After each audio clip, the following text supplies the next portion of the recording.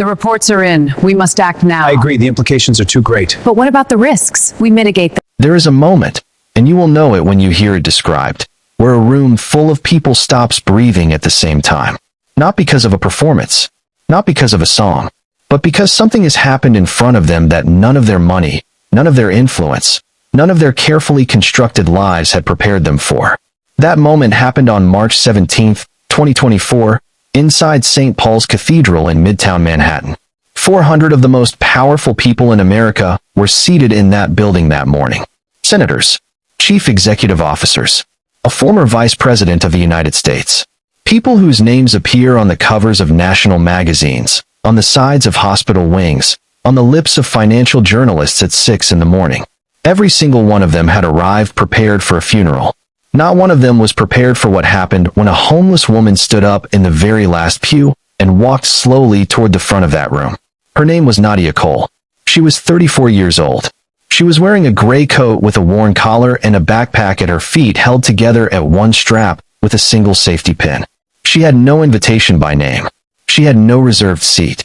She had no connection to anyone in that building that any of those 400 people could have traced, checked, or understood. She had arrived 2 hours before the service began, walked through the main doors of the cathedral, and sat down in the very last pew on the left-hand side. She had not moved. She had not spoken to anyone.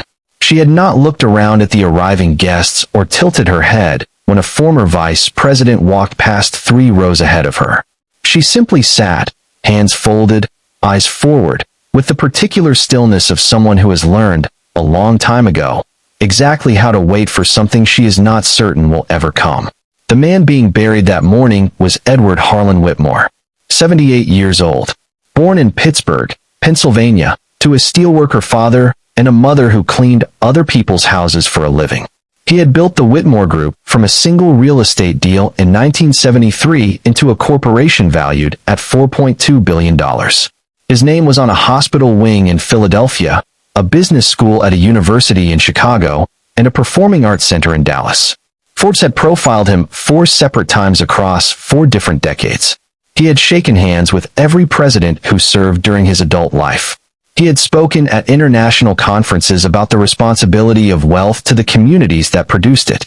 By every public measure, every metric this country uses to determine what a life was worth, Edward Harlan Whitmore had lived one of the most extraordinary American lives of his generation. 400 people had come that morning to say goodbye to all of that. None of those 400 people knew that they were also about to say hello to something that would change everything they thought they understood about the man in that casket. None of them knew that the woman in the gray coat in the last pew was the reason Edward Whitmore had rewritten his will 11 weeks before his death. None of them knew that the attorney in the second row, a quiet, methodical 67-year-old man named Arthur Pennington, who had served as Edward Whitmore's personal legal counsel for 30 years, was carrying, in the inside pocket of his suit jacket, a sealed envelope containing 11 handwritten pages. And none of them knew that those pages, written in a single sitting at 2 in the morning by a dying man who had finally run out of time to keep his silence, were about to be read aloud in front of all of them. Every single word of them. In front of God and the senators and the CEOs and the family in the front pew who did not yet know what was coming. The service proceeded the way that services for powerful men always proceed. The music was beautiful. The flowers were enormous. The eulogies were polished and warm and technically accurate and managed, with impressive discipline, to describe a man whose charitable giving had touched hundreds of thousands of lives without once mentioning what the whole of that generosity had cost the one woman who needed it most. Colleagues spoke about Edward Whitmore's vision. Associates spoke about his integrity. A former business partner spoke about his loyalty. And then Marcus Whitmore, Edward's son, 48 years old, who had run the operations division of the Whitmore Group for 15 years, stood up and spoke about his father's unwavering commitment to family. Those words, that exact phrase, unwavering commitment to family. And not one person in that cathedral had any idea yet why those words, in that particular moment, from that particular man, were the most complicated 4 words in the English language. Before we go any further into this story, and I need you to understand we are barely at the beginning, let us know in the comments where you are watching from. We would love to hear from you. And if you are not already a subscriber to this channel, right now is the time to fix that. Hit that subscribe button so you never miss any of our upcoming videos.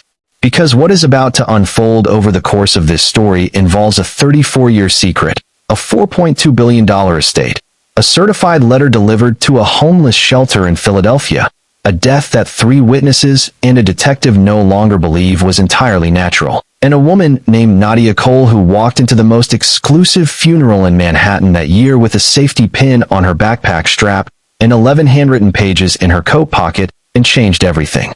Every single thing. So stay with me. You are going to want to hear all of this. Arthur Pennington rose from the second pew after the final eulogy had been delivered and the final prayer had been spoken. He moved without hurry. He was the kind of man who had spent 30 years being the most prepared person in every room he entered, and that habit did not leave him even now, even here, even with what he was about to do. He placed his notes on the podium. He straightened them once. He looked out at 400 faces, and he thanked the family, and he thanked the congregation, and he said a few quiet, genuine words about Edward Whitmore's precision and his loyalty and his long memory for the things that mattered most to him. And then he stopped. He reached into the inside pocket of his jacket. He removed a single folded piece of paper. He unfolded it. He looked at it for a moment. And then he said, "There is one final reading this morning." It was not a request. It was a condition of the estate documentation. And the person Edward Whitmore had asked to deliver it was a woman named Nadia Cole. The silence that followed Arthur Pennington saying Nadia Cole's name out loud was not the silence of a shocked crowd. It was something more specific than that. It was the silence of 400 exceptionally intelligent, exceptionally experienced, exceptionally well-connected people all arriving at exactly the same thought at the same moment. They had never heard that name in their lives. Not once. Not in any boardroom conversation or charity gala or background research file or family announcement. Nadia Cole did not exist in any world that any of those 400 people had ever inhabited. She was not in the program. She was not in the guest registry. She was not affiliated with any foundation, any institution, any business entity connected to the Whitmore Group or the Whitmore family. And yet Arthur Pennington, 30 years of loyalty to Edward Whitmore, 30 years of knowing when to speak and when to stay silent, had just spoken her name from the most important podium in the room and asked her to come forward. So the room went silent. Completely and absolutely silent. In the last pew on the left, Nadia Cole stood up. She did not hesitate. She did not look at the family. She did not scan the faces turned toward her or adjust her expression in response to what she saw in theirs. She picked up her backpack. She stepped into the center aisle. And she walked. Slowly. Steadily. The sound of her shoes on the stone floor of the cathedral was the only sound in the building for the 12 seconds it took her to reach the front. 12 seconds of 400 people not breathing, not speaking, not moving. Eleanor Whitmore, Edward's wife, sat in the front pew with her hands in her lap and did not turn around. Marcus Whitmore turned around and looked. He watched Nadia walk the full length of that aisle, and he did not change his expression once. Diana Whitmore Caulfield, Edward's daughter, turned and watched her come, and something passed across Diana's face in those 12 seconds, a recognition she could not yet name, that would take her weeks to fully understand. Nadia Cole reached the podium. Arthur Pennington stepped to the side. She set her backpack down beside the lectern. She adjusted the microphone with both hands. She looked out at the congregation for one moment, just one, and then she reached into the inside pocket of her gray coat, and she removed an envelope. Plain white. No letterhead. Her name written on the front in fountain pen. The handwriting was old-fashioned and deliberate, the kind of handwriting you do not see anymore, the kind a man develops when he grows up before computers and carries a pen in his breast pocket for 50 years out of habit. She opened the envelope. She removed the pages inside. 11 of them, handwritten front and back, covered in that same deliberate ink. Arthur Pennington later said that her hands were not shaking. That was what he remembered most clearly about that moment. In front of 400 people. In front of the family that had spent 34 years pretending she did not exist. Her hands were completely steady, and she began to read. What came out of those 11 pages, in Edward Harlan Whitmore's words, in his voice, in the handwriting of a fountain pen he had carried since 1968, was a confession that nobody in that cathedral was prepared to sit inside. It was not a gentle letter. It was not a carefully worded legal document designed to limit exposure or manage narrative. It was the full, unsparing, nakedly honest account of what a man had done at 27 years old that shaped every remaining day of his life and destroyed the life of a woman who had deserved nothing but the best of him. It was the account of a choice. The account of what that choice cost. The account of 34 years of watching from a distance and doing nothing and telling himself that doing nothing was the same as being powerless when the truth he wrote in that letter, was that he had been powerful enough to fix it every single day and had chosen every single day not to. Stay with me. Because before I tell you what those 11 pages said, before I tell you what happened to that room when Nadia Cole's voice carried her father's words into the air of that cathedral, I need to take you back. All the way back to where this story actually begins, which is not in Manhattan and not in a funeral and not in a $4.2 billion estate. This story begins in Philadelphia. In 1969, in a school hallway on a Tuesday afternoon where a 22-year-old first-grade teacher named Clara Cole had just finished taping 30 crayon drawings to the wall outside her classroom. And a 23-year-old man with a fountain pen and a briefcase and ambitions that would eventually cost him everything that actually mattered walked by and stopped and looked at those drawings and then looked at the woman who had put them there. And everything, every single thing you are about to hear, begins with that moment. With Clara, with what she deserved, and with what a powerful man chose instead.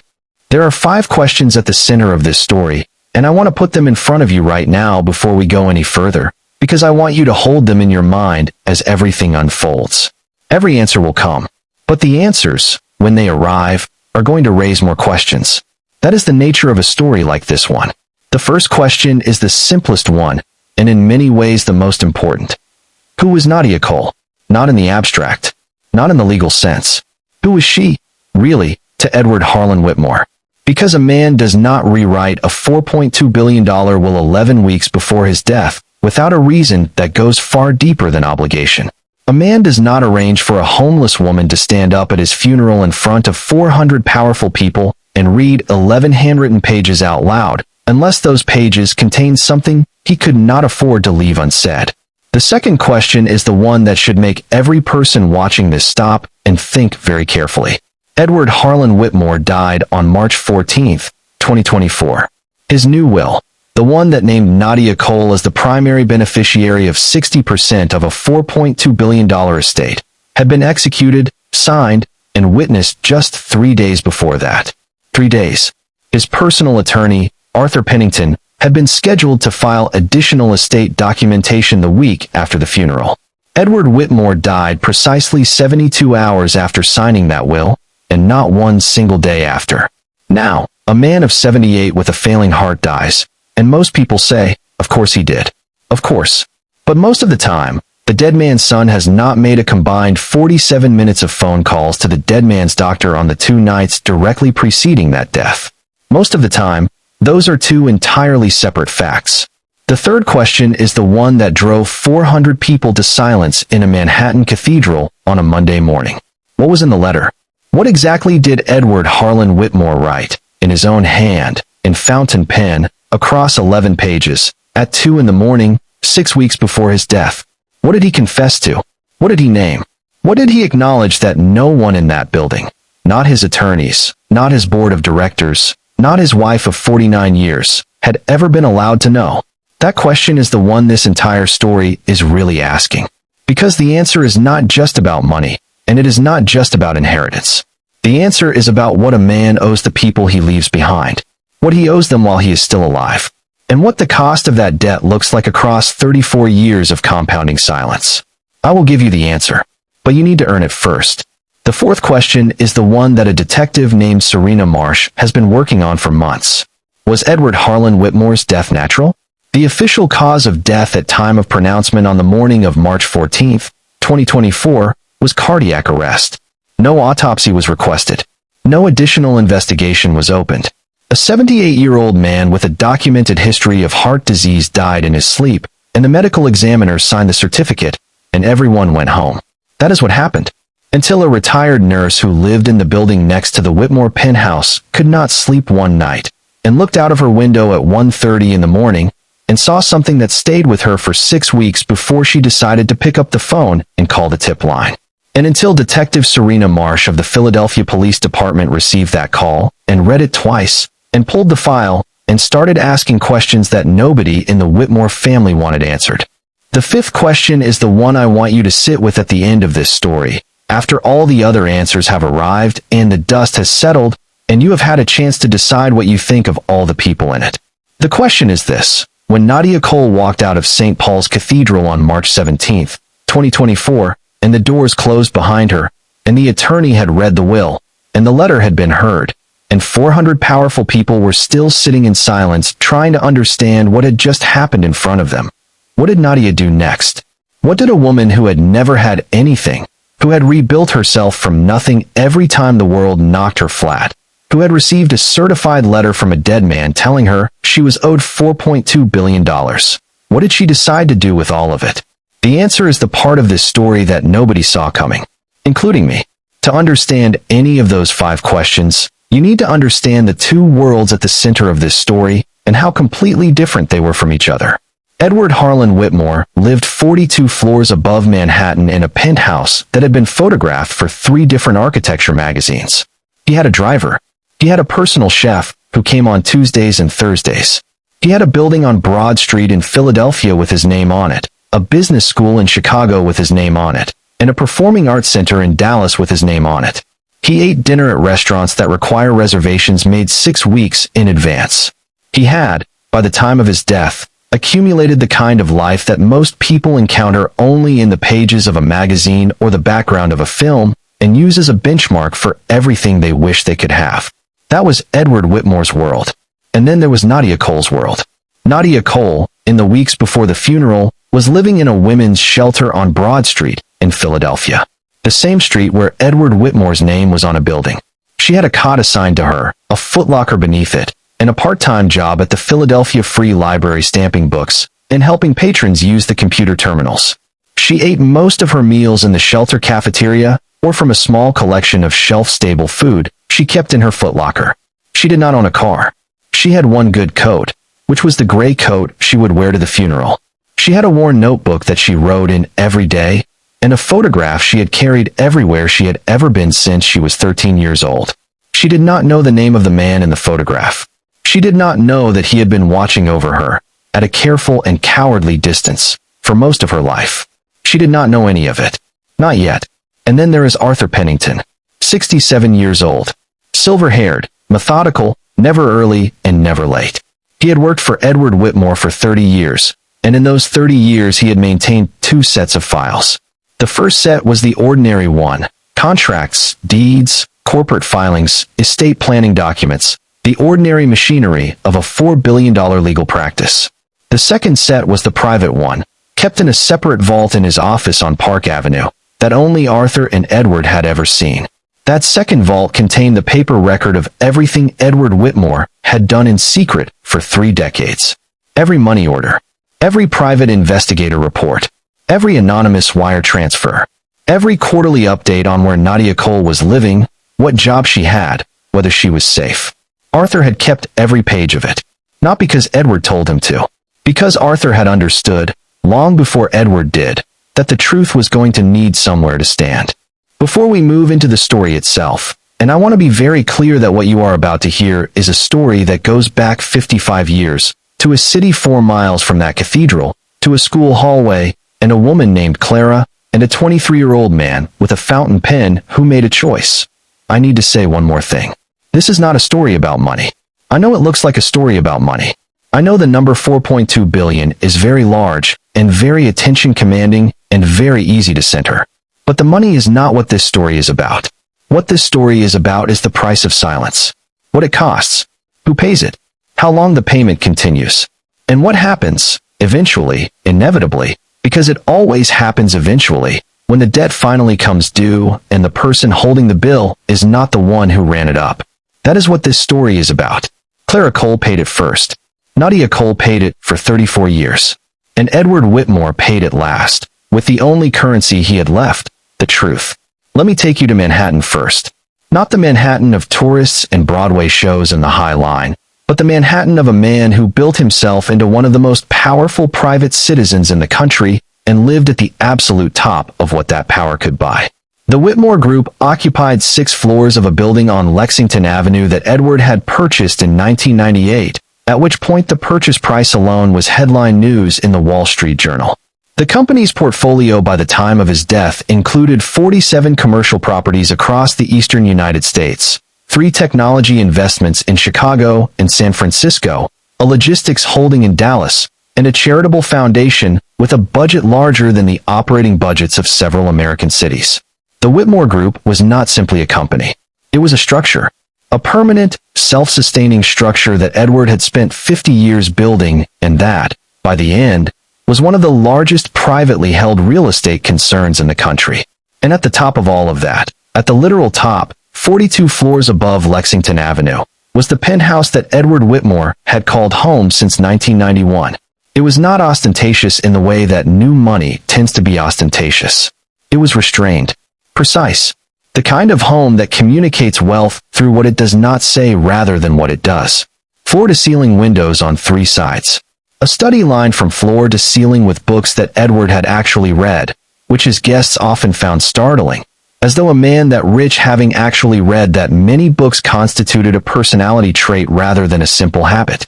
A desk in the corner of the study that had not moved since 1991. A fountain pen that had not been replaced since 1968. And in the center drawer of that desk, beneath a false bottom that Edward had installed himself in 1990, a photograph he had not shown to another living human being since the day he put it there. His public life was a masterclass in the management of image. Edward Whitmore gave speeches. He attended charity galas. He served on the boards of 3 universities and 2 hospitals. He gave interviews to financial publications that were careful and measured and revealing in exactly the ways he had decided in advance they would be revealing. He had, over the course of 50 years in public life, constructed a version of himself so polished and so complete that the people around him, even the people who worked for him every day, even Eleanor, even Marcus, had come to mistake the construction for the man. The construction was generous. The construction was civic-minded. The construction was accomplished and principled and admirable. And all of that was also true. Edward Whitmore was genuinely all of those things. He was also the man who had made a choice at 27 years old that he had never once, publicly or privately, been held accountable for. And that man lived inside the construction, quietly, every day. Now let me take you 4 miles south of that penthouse. Let me take you to Philadelphia, Pennsylvania, on a Thursday morning in January of 2024, 8 weeks before the funeral. The women's shelter on Broad Street opens its cafeteria doors at 6:30 in the morning. The lights are fluorescent and the tables are long and the coffee is made in large industrial urns, and it is bad coffee, but it is hot, and Nadia Cole has been drinking it every morning for the past 8 months without complaint. She is one of 41 women in the shelter's long-term residency program. She has been in and out of programs like this one for most of her adult life, and she has learned, the way people learn things that are important for survival, exactly how to be a considerate, unobtrusive, functional resident. She makes her cot with the precision of someone who grew up around people who had less than she did and understood that how you treat a shared space says something important about who you are. On Tuesdays, Wednesdays, and Fridays, Nadia Cole walked 6 blocks from the shelter to the Philadelphia Free Library's main branch on Vine Street, where she had worked a part-time position for the past 14 months. Her job was straightforward. She stamped returns, shelved books, maintained the periodical section, and staffed the assistant's desk during the late morning shift. She was good at it. She had an exceptional memory for the library's organizational system and an instinct for steering a patron toward exactly the resource they needed even when the patron was not sure themselves what they were looking for. The librarians who supervised her had twice recommended her for a full-time position that the library's budget constraints had not yet made possible. She had accepted both recommendations graciously and both disappointments with an equanimity that the head librarian later described as one of the most impressive things she had ever witnessed in a staff member. In the evenings, after the shelter cafeteria closed and the common room quieted down, Nadia wrote in her notebook. She had been keeping notebooks since she was 9 years old. Her mother Clara had given her the first one, a red composition book, on the morning of Nadia's 9th birthday, with the instruction that she should write in it every day, even if she had nothing to say, because the practice of finding something to say is how you learn what you actually think. That habit had outlasted everything else. She had kept notebooks through foster care placements and warehouse jobs, and the winter she spent in a park when everything fell through at once. The current notebook was her 41st. It was full of observations and small stories she noticed in the world around her, and things she wanted to remember about what her mother had said. She had never shown any of them to anyone. In the front pocket of Nadia Cole's backpack, behind her library card and a transit pass and a folded list of shelter rules she had long since memorized, was a photograph. It was roughly 4 inches by 3 inches, slightly faded at the corners in the way of photographs that have been handled carefully for many years by someone who understood that they were irreplaceable. It showed 2 people, young, standing in front of a brick building. The woman in the photograph was laughing at something outside the frame. The man beside her was looking at her rather than the camera, with an expression that is recognizable in any era as the specific expression of a person who cannot quite believe they are standing next to the person they are standing next to. Nadia did not know the man's name. She had known the woman's face since the first morning of her own life. She had carried this photograph through every shelter and hard winter and lost job for 21 years, because it belonged to her mother, and her mother had belonged to her, and some things you simply do not put down. Her mother had said very little about the man in the photograph. Nadia had asked, as children ask, in different ways at different ages, and Clara had given different versions of the same answer depending on how old Nadia was and what she could understand at the time. When Nadia was 5, Clara said, "He went away before you were born, and that is all." When Nadia was 9, she said, "He was a good man once, and he made a choice, and some choices follow a person longer than they intended." When Nadia was 12, 2 years before Clara died, she sat with Nadia in the shelter common room after dinner on a Tuesday and said the fullest thing she had ever said on the subject, which was this: he was not a bad person. He was an ambitious person who chose his ambition over everything else at a moment when he still thought everything else would wait. Everything else did not wait. And here we are. That was all. Clara never said his name. Not once. On a Thursday morning in February of 2024, a certified letter arrived at the shelter's front desk addressed to Nadia Cole. The desk attendant signed for it and set it aside and told Nadia about it when she came down for breakfast. Nadia took the letter back to her cot. She sat on the edge of the mattress and held it for a moment before she opened it. The return address was a law firm she had never heard of on Park Avenue in New York City. Inside was a single typed sentence on letterhead. The sentence read, "Your father wants you to know that he is sorry, and if you are willing to meet, he would very much like that chance." There was a phone number beneath it. No name was given. No explanation was offered. No context was provided for why a law firm on Park Avenue was sending a certified letter to a women's shelter in Philadelphia. Nadia read the sentence 4 times. Then she folded the letter back into its envelope and placed it carefully in her notebook. And she sat with it, in silence, for 3 weeks. Edward Harlan Whitmore was born on September 9, 1945, in a neighborhood in Pittsburgh, Pennsylvania, called Hazelwood, which at the time was a working-class community built around the steel industry and the particular kind of solidarity that comes from a neighborhood where everyone on the block is doing roughly the same kind of hard work for roughly the same modest wage. His father, Thomas Whitmore, worked at the U.S. Steel Edgar Thomson plant for 31 years. His mother, Ruth, cleaned houses for families in the wealthier neighborhoods east of the river, starting before Edward was in school and continuing until her knees gave out when he was in high school. Edward had 2 older brothers, Daniel and Raymond, who both went to work in the mills as soon as they finished school. Edward did not. His mother had decided, with the quiet ferocity of a woman who has made one of the most important decisions of her family's life and is going to hold it, that Edward was going to college. She said it when he was 7. She said it every year after that. He never questioned it. Edward was the reader in the family. That is the word his brothers used when they described him decades later to the 2 different magazine journalists who wrote profiles of him. The reader. He spent more time in the Carnegie Library on Brady Street than any other child anyone around him could remember. He read everything. History, biography, business, fiction, whatever the librarians put in front of him, and whatever he found on the shelves himself. He graduated from high school in 1963 with a grade point average that earned him a full scholarship to Pennsylvania State University.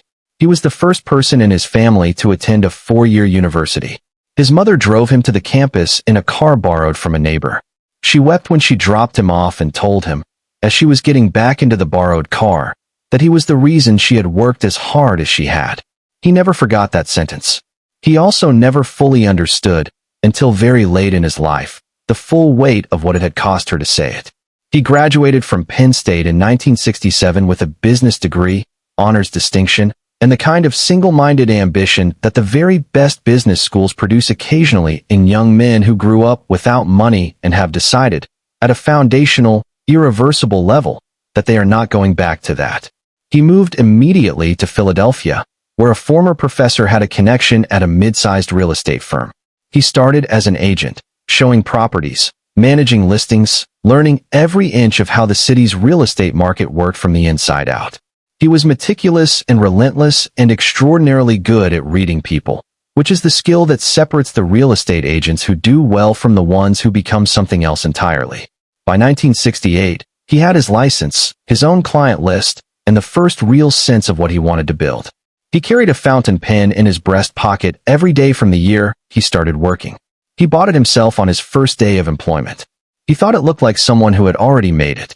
In the spring of 1969, Edward Whitmore attended a community fundraiser near Martin Luther King Jr. Elementary School on North Broad Street in Philadelphia, which was the kind of event he attended when a client suggested it, and which he expected to last 90 minutes and generate 2 business cards. What he did not expect was the hallway outside the first-grade classroom, where 30 crayon drawings had been taped to the wall in a row. A child's rendering of a tree, a house, a family, a son, a dog, a bird, a heart, repeated in 30 different and completely individual interpretations of what those things looked like to a 6-year-old. And he did not expect the woman who had hung them there, who was standing in the hallway looking at them with an expression of complete and unperformed satisfaction, as though the drawings were not simply student work, but actual evidence that the world was going to be all right. Her name was Clara Cole. She was 22 years old. She was a first-grade teacher. And something happened to Edward Whitmore in that hallway that he would spend 50 years failing to adequately recover from. They were together for 4 years. From 1969 to 1973. Friends from that period of Edward's life, the handful who could remember clearly, described him as different when he was with Clara. Lighter is the word that comes up most frequently. More himself. Less managed. Clara had a way of engaging with the world, particularly with ideas and people and the small comedies of daily life, that refused to take the world as seriously as Edward had been trained to take it. She laughed easily and listened completely and remembered the things that people said to her with a precision that made everyone she spoke to feel, accurately, that they had been genuinely heard. She taught first graders 5 days a week, and she loved teaching the way that some people love a vocation, not despite its difficulty, but because of it. Because the work of bringing a small person to the moment where a letter becomes a word, becomes a sentence, becomes a thought, becomes a life slightly larger than it was before is, when you love it, one of the most profound things a human being can do. In early 1973, an opportunity came to Edward Whitmore that he had been working toward since the day he arrived in Philadelphia. A New York developer, a man named Harold Greer who controlled significant capital and had been watching Edward's work for 2 years, offered to back a major commercial development deal in Manhattan. The terms were straightforward. The upside was extraordinary. The condition was non-negotiable. Edward had to relocate to New York, full-time, immediately, because Greer was not in the business of backing people who were running their operation from 4 states away. Edward did not hesitate in his meeting with Greer. He said yes before the afternoon was over. What he did not do, not that afternoon and not in the days that followed, was think clearly and honestly about what saying yes was going to mean for a woman named Clara Cole who had 30 first graders depending on her in a city she was rooted in and a life that was entirely, genuinely, not designed to be picked up and moved to New York on 2 weeks' notice because someone else's opportunity had arrived. He asked her to come. He asked more than once. He framed it in every way he could think of. It would be temporary. She could find a teaching position in New York. They would figure it out together. This was the chance he had been working toward, and he needed her to understand what it meant. Clara heard all of it. She understood all of it. And she told him, with the directness that was one of the things he had always loved about her and was, in that moment, the thing that made everything most difficult, that she had 30 children in a classroom who were still learning to read, that she had a community she was part of and responsible to, that she could not simply leave because his timeline had accelerated. She told him she was not asking him not to go. She was asking him, if he went, to understand what he was choosing. He told her he would come back for her once he was established, that it was temporary, that she should wait. She looked at him for a long moment, and she said, "I know you believe that." He moved to New York in March of 1973. They spoke on the phone through the spring and into the summer. The calls became less frequent in the fall. By winter they had essentially stopped, replaced on Edward's side by the particular evasiveness of a person who knows they are doing something wrong and cannot find a way to correct it that does not also cost them what they are not willing to lose. He did not formally end things with Clara. He simply became unavailable. And Clara, who had too much grace to chase a man who had stopped choosing her, and too much self-respect to perform a grief she had already, privately, begun to process, let the silence be the answer. She told none of her colleagues. She told none of her students' parents. She went to school every morning and taught 30 children to read, and went home every evening and wrote in her journal, and loved her city and did the enormous, unremarked work of being a person who has been badly let down and has decided, without any audience for the decision, to remain whole. Between 1973 and 1985, Edward Whitmore built the foundation of what would become the Whitmore Group. The Greer deal delivered, and the profit from it funded the next acquisition, and the one after that, and by 1978 Edward no longer needed Greer's capital or anyone else's. He was operating independently, taking on properties that other developers considered too complicated or too risky, and turning them with a combination of patience and precision that his competitors grudgingly respected. In 1975, he married Eleanor Weston. Eleanor's family had old money, Greenwich, Connecticut, sailing, charitable boards, and Eleanor herself had the kind of intelligence that expresses itself primarily as the ability to see exactly what a situation is and respond to it with complete efficiency. She understood what marrying Edward Whitmore meant in 1975 and what it would likely mean in 1985 and in 1995 and in 2005. She made a clear-eyed decision, and she was, by most accounts, genuinely fond of him. The marriage worked, in the particular way that marriages between two highly capable, highly controlled people tend to work. Marcus was born in 1976, Diana in 1979. Edward's relationship with his children was, by his own later admission, the version of parenting that successful men of that era tended to produce, present at the important occasions, proud in the publicly visible moments, largely unavailable for the daily texture of being known by someone who is still learning what the world is. He attended graduations and important school plays and the dinners that mattered. He worked extraordinary hours and believed that working extraordinary hours was itself a form of love because it was building something his children would inherit. He was not cruel. He was not cold exactly. He was simply, consistently, somewhere else in his attention even when he was physically in the room. Marcus absorbed this and responded to it in the way that firstborn sons of driven fathers often do, by becoming extraordinarily good at the work and receiving the approval that came with that and mistaking the approval for connection. Diana absorbed it differently and more completely, and is the reason this story ends the way it does. In the winter of 1974, Arthur Pennington, who had been Edward's attorney since 1972 and who had by then developed the kind of relationship with his client that goes beyond the professional, came to Edward with information he had come across in the course of managing a Philadelphia property acquisition. Clara Cole had given birth to a daughter in October of 1974. The child's birth certificate listed the father as unknown. Arthur knew the timeline. He told Edward. Edward sat with that information for 3 days. He did not call Clara. He did not go to Philadelphia. He did not, in the first and most important moment, do anything that acknowledged the human reality of what Arthur had told him.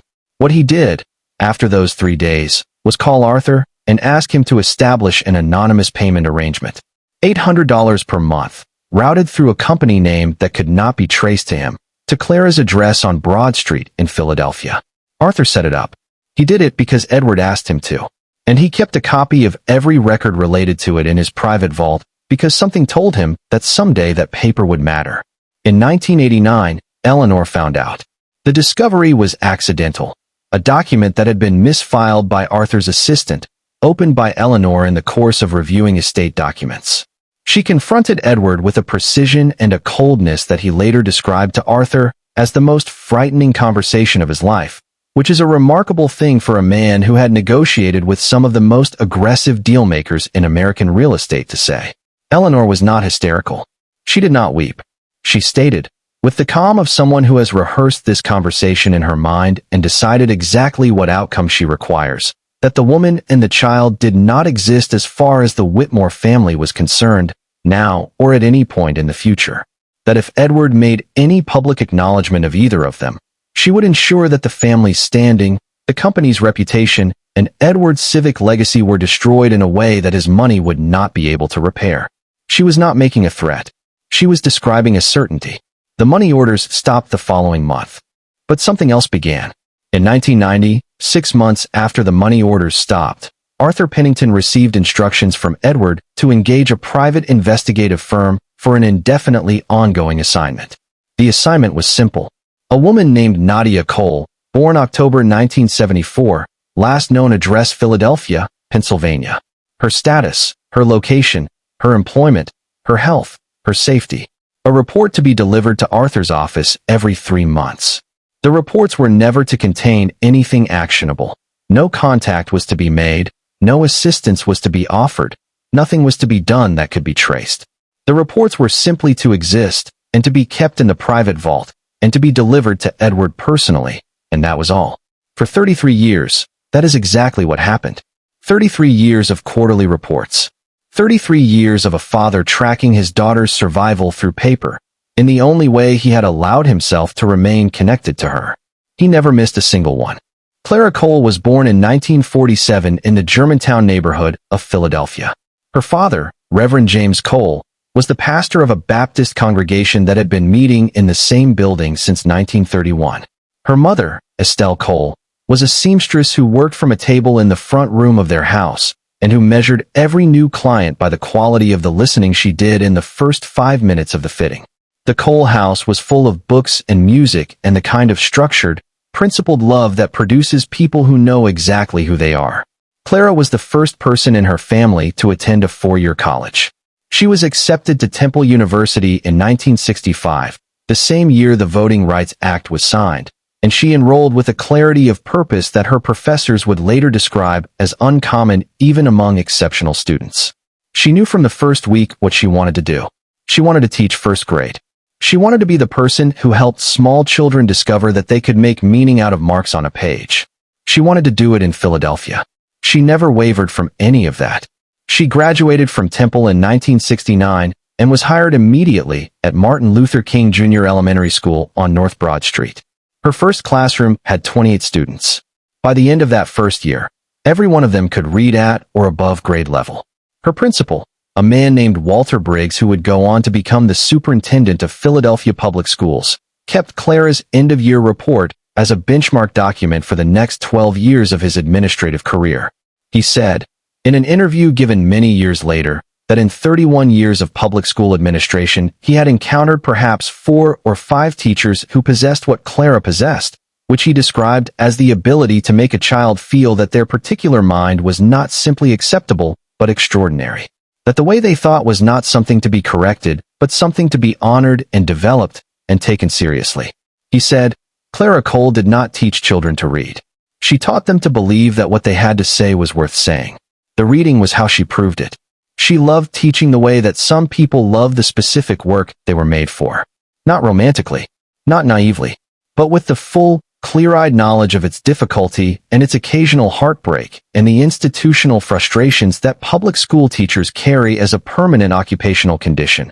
And still, despite all of that, with a genuine joy in the daily work that her students felt and her colleagues noticed, and that, for nearly 20 years, made the walk into that school building on Monday morning something she looked forward to rather than endured. The children she taught remembered her. That is the measure. Decades later, When her name came into public view in connection with this story, men and women in their 40s and 50s posted remembrances online describing what Clara Cole's classroom had meant to them. One wrote, "She told me my writing was beautiful when I was 6 years old, and I have never stopped believing her." Another wrote, "She is the reason I became a teacher." Another wrote simply, "She was the kind of person the world should have more of." After Edward left in 1973, Clara did not collapse. This needs to be said clearly and without sentimentality, because it is important.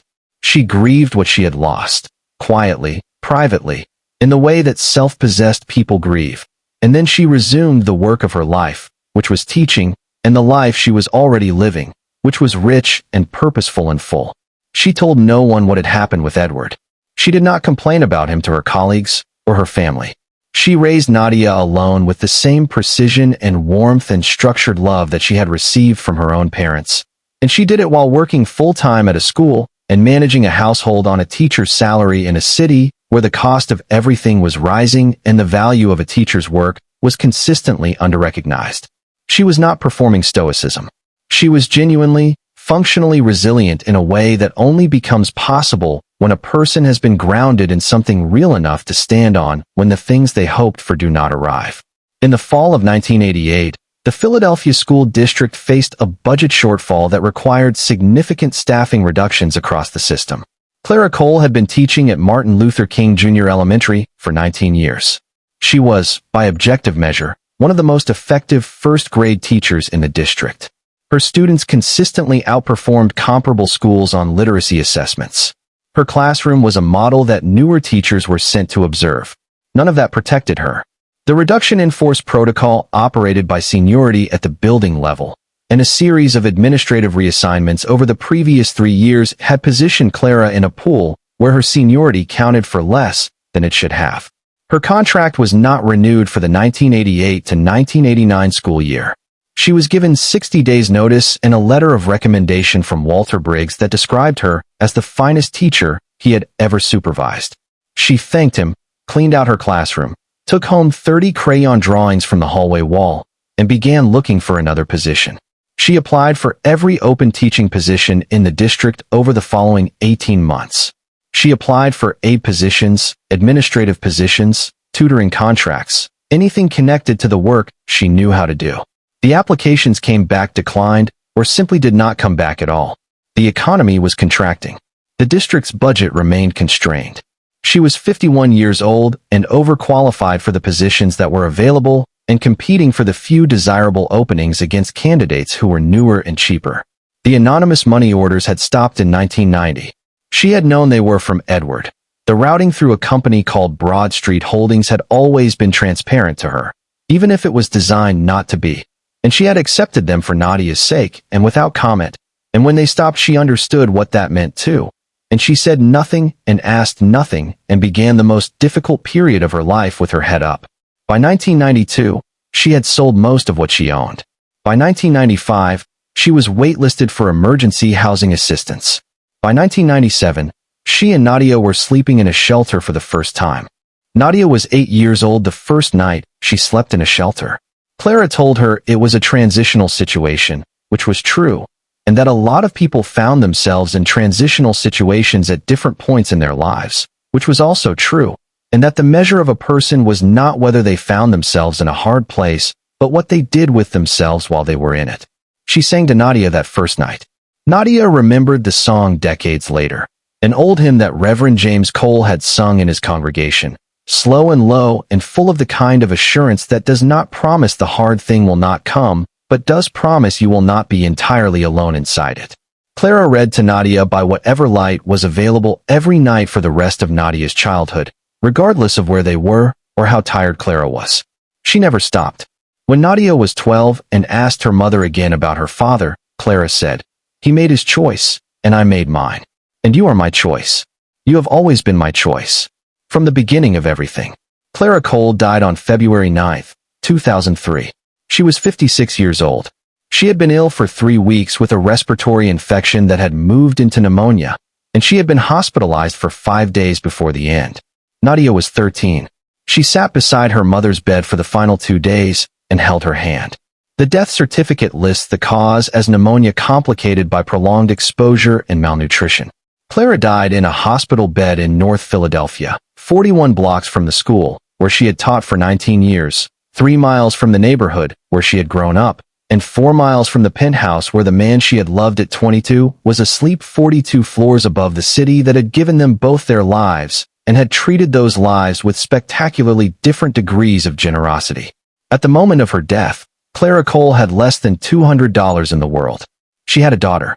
She had a life that had been genuinely extraordinary, by every human measure that actually matters, and she had not been protected from any of the things that should not have happened to her. Nadia Cole was 13 years old when her mother died, and she was alone in a way that very few 13-year-olds are required to be alone. She had no family she knew of. She had the photograph. She had her mother's worn Bible and the red composition notebook from her 9th birthday, and everything in the footlocker at the end of her shelter cot. She was placed into the foster care system within 2 weeks of Clara's death.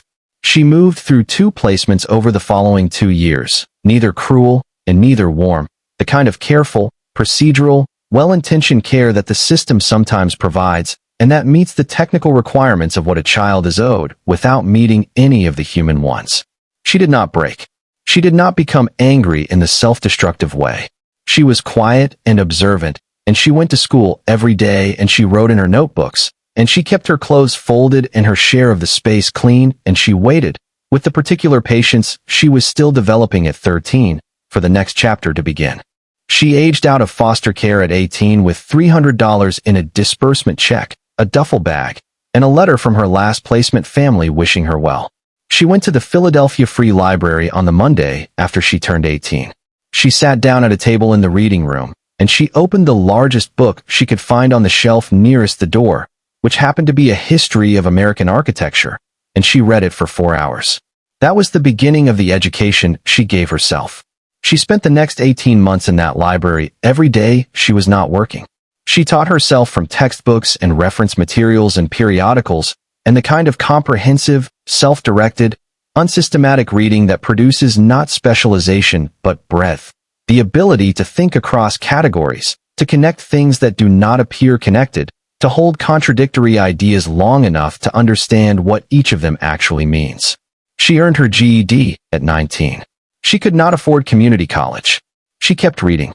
The jobs she worked over the following 15 years were the jobs available to a person without a college credential in a city where the service economy was the primary employer of people without one. Diner shifts, cleaning services, warehouse sorting, retail positions that lasted until the location closed or the budget contracted and the newest hires went first. She was reliably excellent at everything she was asked to do, which the people who supervised her noticed and appreciated and occasionally tried to find ways to reward within systems that were not designed to reward excellence at the entry level. She did not complain. She did not become bitter, which is the more impressive achievement. She had a theory, developed gradually through her reading and her observations, that bitterness was a form of loyalty to the wrong thing, a way of remaining in a relationship with what had hurt you that kept you from being available to what might help you. She wrote this in her 41st notebook in a sentence that took her 3 drafts to get right. Then she went back to work. The library position came through in 2022, 14 months before the funeral. A head librarian named Margaret Hoover had watched Nadia use the library's resources with a regularity and depth of engagement that was unusual even among the library's most dedicated patrons, and when a part-time opening came available in the assistance and circulation department, Margaret offered it to Nadia directly. It was 22 hours a week. It paid modestly. It required Nadia to be at the Vine Street branch on 3 mornings a week, to manage the circulation desk, to help patrons navigate the resources, and to maintain the periodical section. Nadia accepted without hesitation. She was the best employee Margaret Hoover had supervised in 11 years of library management, and Margaret said so plainly in the letter she wrote to Arthur Pennington when he called to verify Nadia's employment, which he did 2 weeks after sending the certified letter, quietly and without Nadia's knowledge, because he wanted to understand, to the degree he could, who this woman was that Edward had spent 33 years watching grow up from a distance. Nadia sat with the certified letter in her notebook for 3 weeks. She went to work. She shelved books. She helped patrons find what they needed. She wrote in the notebook. She looked at the photograph of her mother. She thought about the sentence, "Your father wants you to know that he is sorry," and she turned it over in her mind the way you turn a stone over in your hand when you are trying to decide whether it is worth keeping. She was not naive about what the letter might mean. She was 34 years old, and she had been building her life out of the materials available to her for a long time, and she had a very clear understanding of the difference between what a person says and what a person does. Her father had said, through a Park Avenue attorney, that he was sorry. What he had done was wait until she was 34 years old, and he was running out of time before saying so. She understood both of those things at the same time, and she held them both, and at the end of 3 weeks, she sat down and wrote back. One sentence, by hand. When and where. Arthur Pennington received Nadia's reply on a Tuesday morning. He read the single handwritten sentence, and he called Edward Whitmore immediately. Edward answered on the second ring, which meant he had been waiting. Arthur said, "She wrote back." And Edward said nothing for a moment. And then he said, quietly, "She wrote back." As though the fact of it, that this woman, after 34 years of being provided nothing, had chosen to write back, was something he had genuinely not allowed himself to expect. Arthur said yes. And Edward said, "She wrote back." One more time, quietly. And then Arthur could hear him crying, which was the only time in 30 years of professional intimacy that Arthur Pennington had heard Edward Whitmore cry. He waited. He did not fill the silence. After a minute or so, Edward said, "Set the meeting for March 17th. Make sure she has what she needs to get there comfortably." And Arthur, who had been waiting 33 years for this conversation, said, "I already have it ready." The meeting was set for March 17th, 2024. Edward Whitmore died on March 14th. Eleanor Whitmore was born Eleanor and Weston in Greenwich, Connecticut, in 1952, into the kind of family that does not announce its wealth because it has never found it necessary to do so. Old money carries a different accent than new money. It does not lean forward. It does not explain itself. It sits back and regards the world from a slight elevation and expresses its power through restraint rather than display. Eleanor was educated at Wellesley College, where she graduated in 1974 with a degree in art history and a network of relationships that would prove, over the following decades, to be one of the most valuable things she owned. She met Edward at a charity event in New York in 1974, 6 months after his first major deal with Harold Greer had started generating the kind of attention that made a man newly visible in certain rooms. Eleanor saw, very clearly, what Edward Whitmore was and what he was going to become. And Edward saw, very clearly, what Eleanor Weston represented and what aligning with that would mean for everything he was building. They married in June of 1975 in a Greenwich ceremony that the New York Times social pages covered with a photograph in 3 paragraphs. It was, by most accounts, a functional and occasionally genuine partnership. Eleanor was not without warmth. She was not without feeling. She was simply very good at managing both, which is a skill that the world she grew up in had trained her to develop from childhood. She loved Edward in the particular way that two highly controlled people love each other, with great efficiency and very little exhibition. She respected his intelligence and his drive. She managed his public image with a skill that contributed materially to his civic reputation over 5 decades. She raised 2 children in a household where expectations were high and love was expressed primarily through provision and presence at the important occasions and the reliable assumption that everyone in the family would perform to the level the family required. She built, with Edward, something that functioned, and she protected it, when the time came, with everything she had. She had known about Nadia's existence for 30 years by the time of the funeral. The discovery had come through a misfiled document in 1989, a page from Arthur Pennington's private accounting that had been attached in error to an estate review she had requested. She had understood immediately what it meant. She had taken the document to her own study, read it twice, replaced it in the folder, and waited until that evening to speak with Edward. And when she spoke with Edward that evening, she did not ask questions. She stated terms. The precision of the statement was such that Edward later told Arthur it had felt less like a confrontation and more like the reading of a verdict in a case that had already been decided in a court she had convened without him. Eleanor's terms were not negotiable. The woman and the child did not exist. Not publicly. Not to this family. Not at any point, under any circumstances, for any reason that Edward could construct. If he violated those terms, she would be efficient about the consequences. What Eleanor had demanded, Edward had provided. For 30 years, he had stopped the money orders. He had made no public acknowledgement. He had attended, without visible discomfort, 3 decades of the Whitmore family's public life. The galas, the announcements, the charity events, as though the version of himself that had loved Clara Cole and produced a daughter he had never claimed was simply not part of the accounting. He had been an impeccably loyal husband to Eleanor's terms, if not to the spirit behind them. And Eleanor had held up her side of what was essentially a contract. The family had flourished, the reputation had held, the children had been provided with every advantage, and no one outside the innermost circle of people who absolutely had to know had ever known. What Eleanor had not planned for, because she had not believed it was possible, was that Edward, at 78, dying, out of time and patience with his own cowardice, would decide that 30 years of compliance was enough, and that he was going to do the right thing regardless of what it cost, because there was nothing left for it to cost him. At the funeral, Eleanor Whitmore sat in the front pew in perfect black. Her posture was, as it had always been, irreproachable. When Arthur Pennington called Nadia Cole's name from the podium, Eleanor did not turn around. She did not look toward the back of the cathedral. She did not change her expression in any visible way. She sat with her hands folded in her lap and her eyes forward, and she waited. When Nadia began to read, when the first words of Edward's letter moved through the microphone and into the air of the cathedral, something happened in Eleanor's face that none of the 400 people present had ever seen there before. It was not dramatic. It was not performed.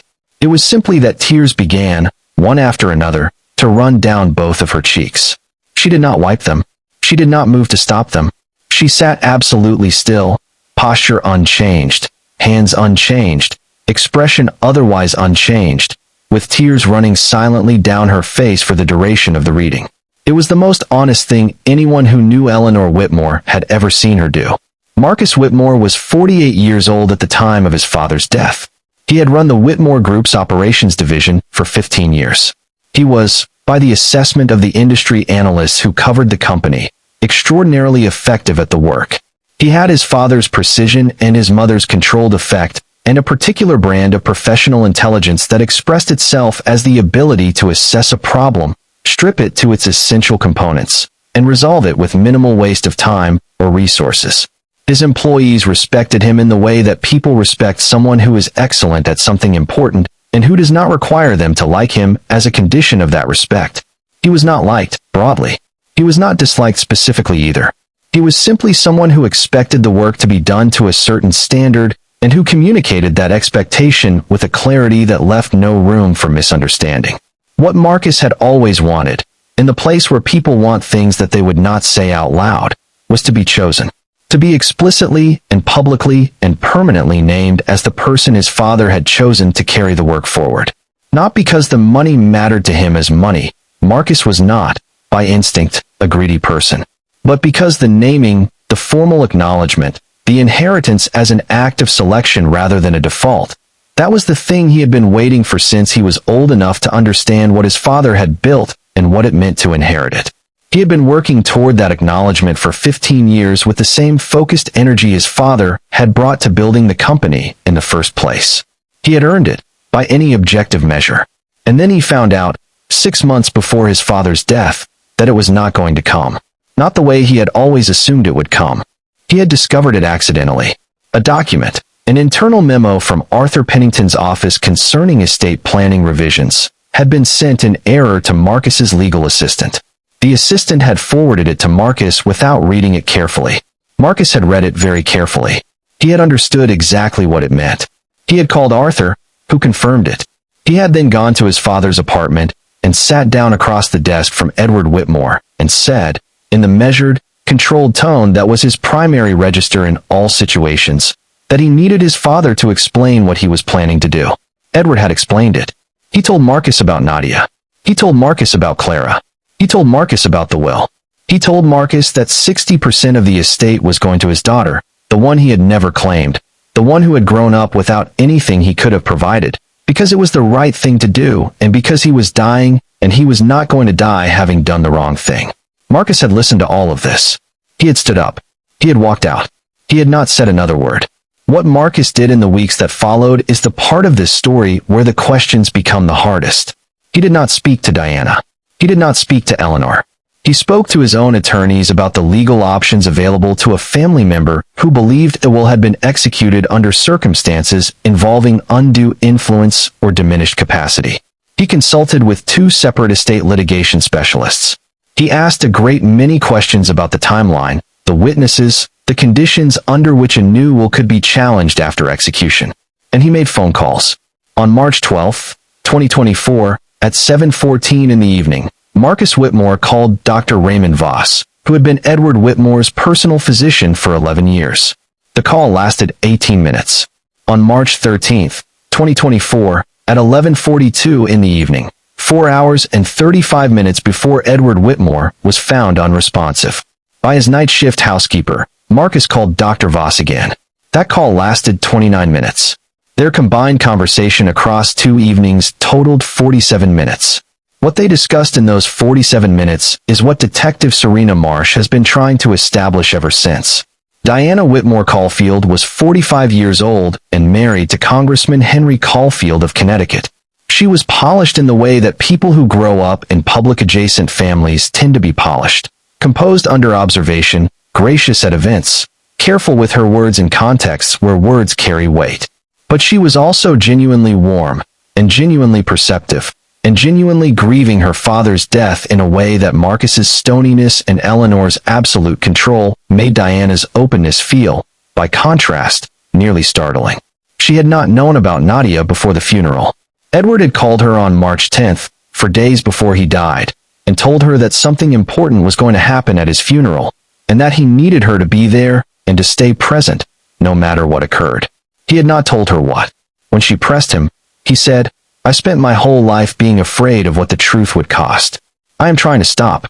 She had not understood what he meant until the moment Arthur Pennington spoke a name she had never heard, and a woman in a gray coat stood up from the last pew on the left, and Diana looked at her face and began, slowly, to understand. 3 days after Edward Whitmore's death, before the will had been made public and before the family had been formally convened for the estate reading, and before Marcus had filed anything or called anyone other than his own attorneys and Dr. Raymond Voss, Arthur Pennington went to his office on Park Avenue and unlocked the private vault in the wall behind his desk.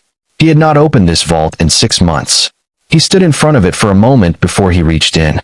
He was a methodical man, and methodical men sometimes pause before the moment when what has been carefully maintained across a long time is finally brought out into the light for its intended purpose. He removed the contents of the vault in order: financial ledgers, investigative reports, correspondence files, medical records summaries, estate planning documents, and the letter in the plain white envelope with Nadia Cole written on the front in Edward's fountain pen. He brought them all to his desk, and he arranged them, and he sat down. And then he called Detective Serena Marsh, who had not yet contacted him, and told her that he had something she needed to see. The financial ledger documented 12 years of anonymous transfers. From 1974 to 1986, $800 per month, routed through a company registered as Broad Street Holdings, LLC, a name that was the only private joke Edward had ever allowed himself in connection with any of this, since Clara Cole's apartment on North Broad Street in Philadelphia was exactly where the money was directed. The total amount transferred over 12 years was $115,200. The ledger was Arthur's own, maintained separately from the corporate accounts and the estate documents, kept in the vault alongside everything else that Arthur had understood would someday need to be accounted for. He had recorded every transaction with the precision of a man who had decided, at some point early in his relationship with this particular secret, that when the time came for the truth to be established clearly and completely, his records were going to be the thing that established it. He had not discussed this decision with Edward.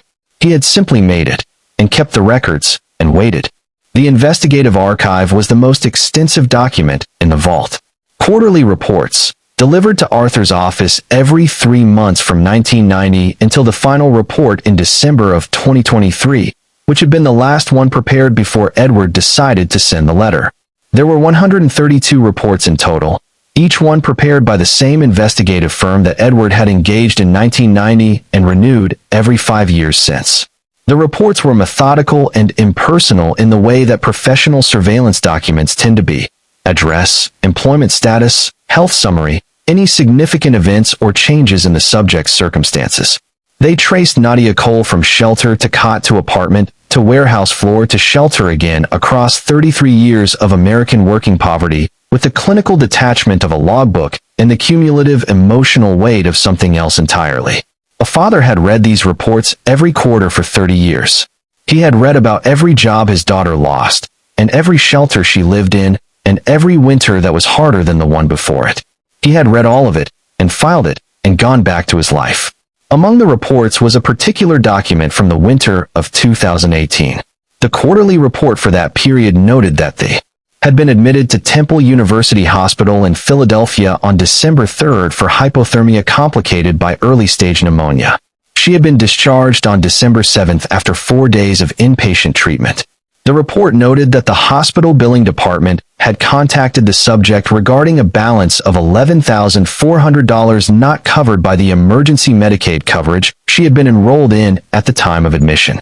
10 days after that quarterly report arrived on Arthur's desk, Arthur received a call from Edward with a wire transfer instruction. Anonymous. Routed through a shell account. $11,400 to the Temple University Hospital billing department, designated to clear a specific patient account. Edward did not explain why. He simply gave the instruction. Arthur executed it. He kept the record. It went into the vault, beside the investigative report that had generated it. In March of 2020, the Philadelphia Free Library's main branch received a grant notification from a foundation called the Broad Street Literary Fund. The grant was for $50,000, designated for expanded staffing in the circulation and assistance departments, with a specific requirement that the funds be used to create or expand part-time positions rather than full-time ones, in order to maximize the number of people employed. The library's development director, who processed the grant, could not find a public record of the Broad Street Literary Fund. She made several attempts to research its principles and found no information beyond the wire transfer origin and the EIN on the grant letter, both of which traced back to a Delaware shell company. She accepted the grant because the library needed the money and the terms were reasonable and the documentation was in order. 14 months later, a part-time opening in the circulation and assistance department was offered to Nadia Cole. Arthur's note in the vault file, beside the copy of the grant letter, read, "E requested." Done. March 11th, 2020. Arthur had stopped adding commentary to the notes years before. This one he felt required it. The new will had been in preparation since January of 2024. Edward had told Arthur in the first week of that month that his cardiologist had revised his prognosis to somewhere between 3 and 6 months, and that he had 2 things he wanted to accomplish before he died. The first was meeting Nadia. The second was ensuring that what remained of the estate was distributed in a way that reflected what he actually believed about what he owed the people in his life, rather than what the previous will had reflected, which was the distribution that Eleanor had approved of and Marcus had expected, and Edward had maintained for 30 years out of the same combination of fear and inertia that had governed every other aspect of this particular corner of his life. He told Arthur what the new distribution should be. Arthur drafted it. The terms were reviewed and refined over 3 weeks of careful work. The witnesses were selected with the specificity that Arthur brought to everything that mattered. The will was executed on March 11th, 2024, at 2:30 in the afternoon, 72 hours and 47 minutes before Edward Whitmore died. The new will's terms were these. Nadia Cole was named the primary beneficiary of 60% of the Whitmore estate, approximately $2.52 billion at current valuation. Marcus Whitmore received 25%, approximately $1.05 billion. Diana Whitmore Caulfield received 15%, approximately $630 million. Eleanor Whitmore received the Manhattan penthouse and a $20 million trust. The Whitmore Group's corporate structure was to remain intact under an independent board of directors appointed by Arthur's firm for the first 3 years of the estate's administration. The letter, Edward's handwritten 11 pages, was to be read publicly at the funeral as a condition of the estate documentation, meaning that Nadia's acceptance of any portion of the estate was contingent on her agreeing to read it, and the estate's execution was contingent on the reading taking place as specified. Edward had thought through the architecture of this with the same care he brought to his most complex business structures. He was not leaving anything to chance. He was building a framework that would hold up even if he was not there to defend it.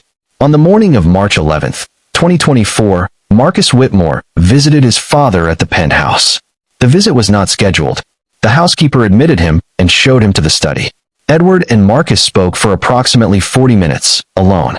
The housekeeper, Rosario Vega, who had worked for Edward for 14 years, was in the kitchen throughout the visit.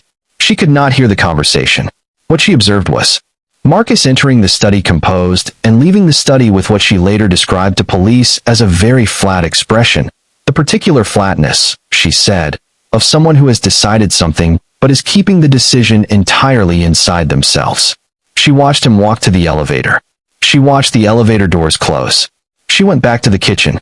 She did not know what they had discussed. She did know that when she brought Edward his afternoon coffee 40 minutes after Marcus left, Edward was sitting at his desk with the fountain pen in his hands, not writing, just holding it, looking at the window. She set the coffee beside him. He thanked her. She asked if he was all right. He said, "I have done everything I can do," and she left him to his afternoon. On the evening of March 12th, Dr. Raymond Voss arrived at the Whitmore penthouse for what he logged in his records as a routine patient review. Dr. Voss had been Edward's cardiologist and primary care physician for 11 years. He was 63 years old, with a Park Avenue practice that serviced several of Manhattan's wealthiest families and a professional reputation that was, until the events following Edward's death, beyond reproach. He reviewed Edward's current medication regimen during the visit, including his ongoing prescription for digoxin, a cardiac glycoside used to regulate the rhythm of a heart that no longer reliably regulated itself. He made notes in Edward's file. He adjusted the dosing instruction for one of Edward's supplementary medications. He left at approximately 8:15 in the evening. At 7:14 that same evening, before the visit, Marcus Whitmore had called Dr. Voss's personal cell phone. The call lasted 18 minutes. Dr. Voss has said, in response to questions from Detective Marsh, that the call concerned Marcus's concerns about his father's general comfort and end-of-life planning. The call lasted 18 minutes. Detective Marsh has noted that 18 minutes is a substantial conversation about general comfort. On the evening of March 13th, 2024, Dr. Voss returned to the penthouse. He logged the visit as a follow-up to his March 12th review. He adjusted Edward's digoxin dosage. He made notes. He left. The housekeeper logged his departure at 9:47 in the evening. Eleanor was at a charity board dinner. Marcus was at his apartment on the Upper West Side. Diana was in Connecticut with her husband. Arthur was at his home in Westchester. Edward was, according to the housekeeper, in good spirits that evening. Quieter than usual, she said, but calm. He ate a small dinner. He thanked her more thoroughly than usual at the end of the evening, which she had thought was simply his mood, and which she later understood as something else. He went to bed at approximately 10:30. At 11:42 that evening, Marcus Whitmore called Dr. Raymond Voss on his personal cell phone again. That call lasted 29 minutes. At 1:30 in the morning, the retired nurse in the adjacent building looked out her window and saw Dr. Voss exit the Whitmore building through the service entrance, carrying his bag. At 3:17 in the morning, Rosario Vega found Edward Whitmore unresponsive. The letter had been written 3 weeks before the end, on the night of February 22nd, 2024. Edward Whitmore had been alone in his study. Eleanor was asleep. The building was quiet. He had taken 11 sheets of his personal letterhead from the top right drawer of his desk, and he had placed them in a neat stack beside the blotter. He had uncapped the fountain pen he had carried since 1968, the pen he had bought on his first day of work and had refilled more times than he could count across 56 years of professional life.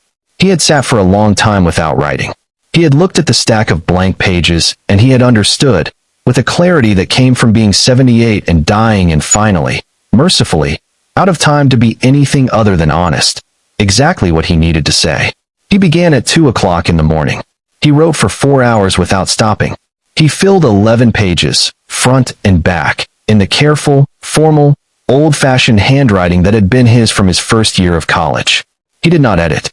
He did not revise. He wrote the truth, in order, from beginning to end.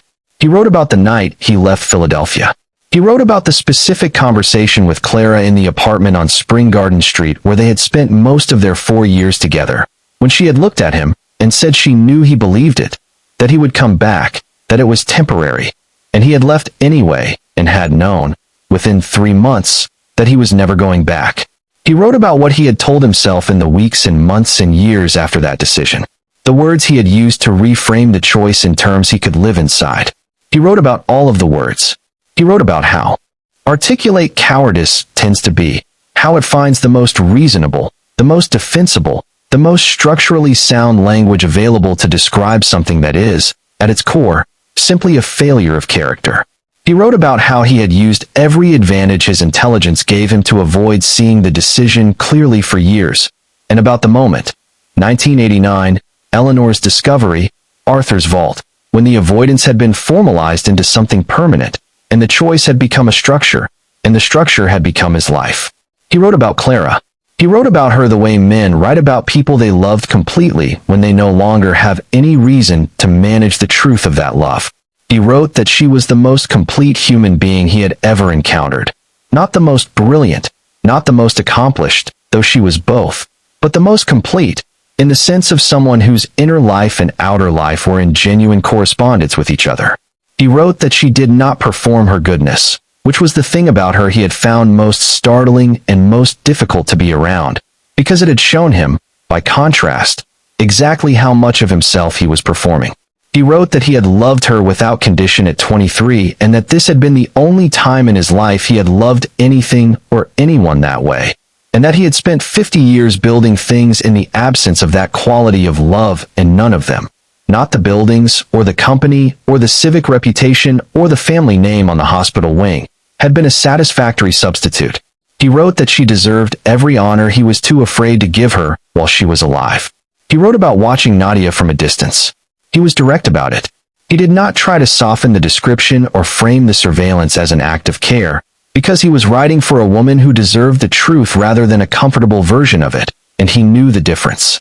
He wrote, "I had a private investigator send quarterly reports on your location and circumstances for 33 years. I know every shelter you have lived in. I know every job you lost. I know when you were cold, and when you were hungry, and when things fell through in a way that left you without a place to sleep. I sat 42 floors above this city, and I read those reports every 3 months, and I filed them, and I went back to my life. I told myself that the anonymous transfers, the hospital bill, the library grant, were a form of help. They were not. They were a form of management. A way of bearing witness to your suffering while doing the minimum necessary to keep me from having to fully acknowledge that the suffering existed because of me. I am ashamed of every one of those reports. I am ashamed that I had the wealth to eliminate the circumstances they described and chose, for 33 years, not to." He wrote about Clara's death. He wrote that he had known about it within 48 hours, through the investigative firm's emergency notification protocol, which he had established years earlier with the specific instruction that any health emergency involving the subject be reported immediately rather than in the quarterly cycle. He had been in his study when Arthur called. He had sat at the desk for 2 hours without moving. He had not gone to the funeral. He had told himself, because it was true, that appearing at Clara Cole's funeral would be publicly inexplicable and privately devastating, and that Eleanor would have known what it meant, and that the consequences would have been severe and complicated and real. All of that was true. He had also been, at 60 years old, still afraid enough to use all of it as the reason rather than the excuse it actually was. He wrote, "Clara Cole died, and I did not go. I have not forgiven myself for that. I do not ask your forgiveness for it either. I ask only that you know I kept her with me. Every day since. The way she deserved to have been kept while she was alive, and wasn't, because I was the person making the decisions about what she deserved." He sealed the letter on the morning of February 23rd. He drove to Arthur's office on Park Avenue himself, which was the first time in years he had driven himself anywhere, partly because his physician had asked him to limit driving and partly because he was not willing to have a driver present for what he was about to do. He parked in the garage beneath Arthur's building. He took the elevator to the 14th floor. Arthur's assistant showed him in immediately. He He gave Arthur the sealed envelope, and he gave Arthur the reading instructions in writing. The letter was to be given to Nadia Cole on the day of the funeral, after the other eulogies had concluded and before the congregation was dismissed. Nadia was to be given the choice, privately and in advance, of whether to read it aloud or not.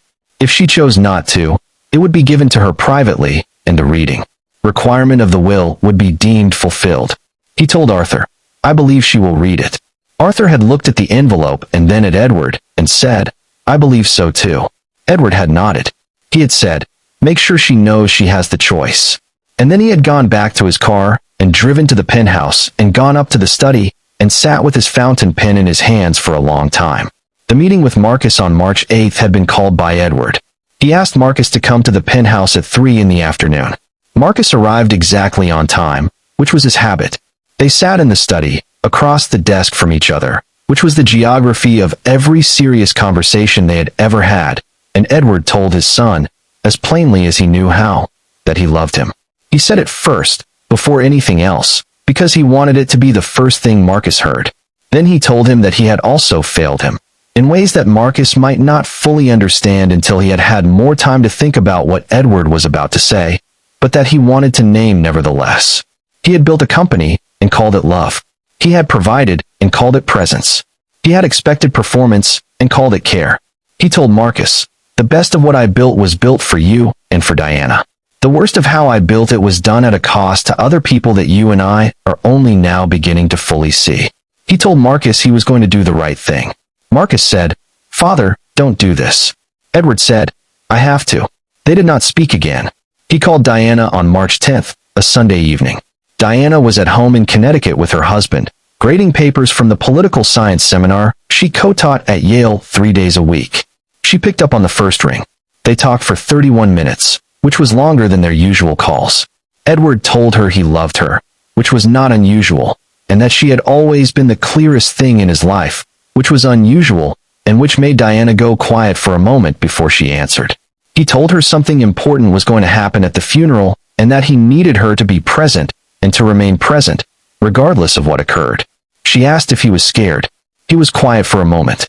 Then he said, "I was scared my whole life, Diana. I'm trying to stop." She told him she would be there. She told him she loved him. He told her he knew that. He told her it had mattered more than he had probably shown. She said, "Dad, I know." Those were the last words they exchanged. The call ended. It was the last time they spoke. On the afternoon of March 13th, Edward Whitmore was alone in the penthouse. Eleanor was at a board meeting for a hospital foundation. The housekeeper had finished her day's shift. The study was quiet. He opened the center drawer of his desk, and he pressed on the back panel, which released the false bottom on a mechanism he had installed himself in 1990. In the same month, he had stopped the money orders. He reached in, and he removed a photograph. 4 inches by 3, slightly faded at the corners. A man and a woman, young, laughing, in front of a brick building. His copy. He had kept it there for 34 years in the one place Eleanor had never once opened. He held it for a long time. He looked at the woman's face. He looked at the young man beside her, himself, at 24, before the choice, before the structure, before the 50 years of building things in the wrong direction. And he sat with both of them, the woman and the young man, in the quiet of the study, for as long as the afternoon allowed. He called Arthur at approximately 5 in the afternoon. "Is everything in order?" he asked. Arthur told him, "Everything is in order, Edward." There was a pause. Then Edward said, "Tell Nadia, when you see her, tell her not to be afraid. Tell her she has already done the hardest part." Arthur wrote this down. He kept the note. He gave it to Detective Marsh along with everything else in the vault. The hardest part, Edward meant, was showing up. Agreeing to come. Agreeing to be in a room with the family that had denied her existence for 34 years, and to read out loud a letter she had not yet read herself, in front of 400 strangers, with no guarantee of what was going to be waiting on the other side of it. He knew she would do it. He had read 33 years of quarterly reports, and he knew what this woman was made of. He just needed her to know, through Arthur, that he had seen her, that he had known all along what she was capable of, that the hardest part was not the reading. The hardest part was the trusting, and she had already done it. March 17th, 2024. St. Paul's Cathedral, Midtown Manhattan. A Monday morning in mid-March, which in New York means the specific gray light of a season that has not yet committed to spring, the cold still present in the air despite the calendar, the sky the color of old newspaper above the cathedral's stone facade. The first town car arrived at 9:30.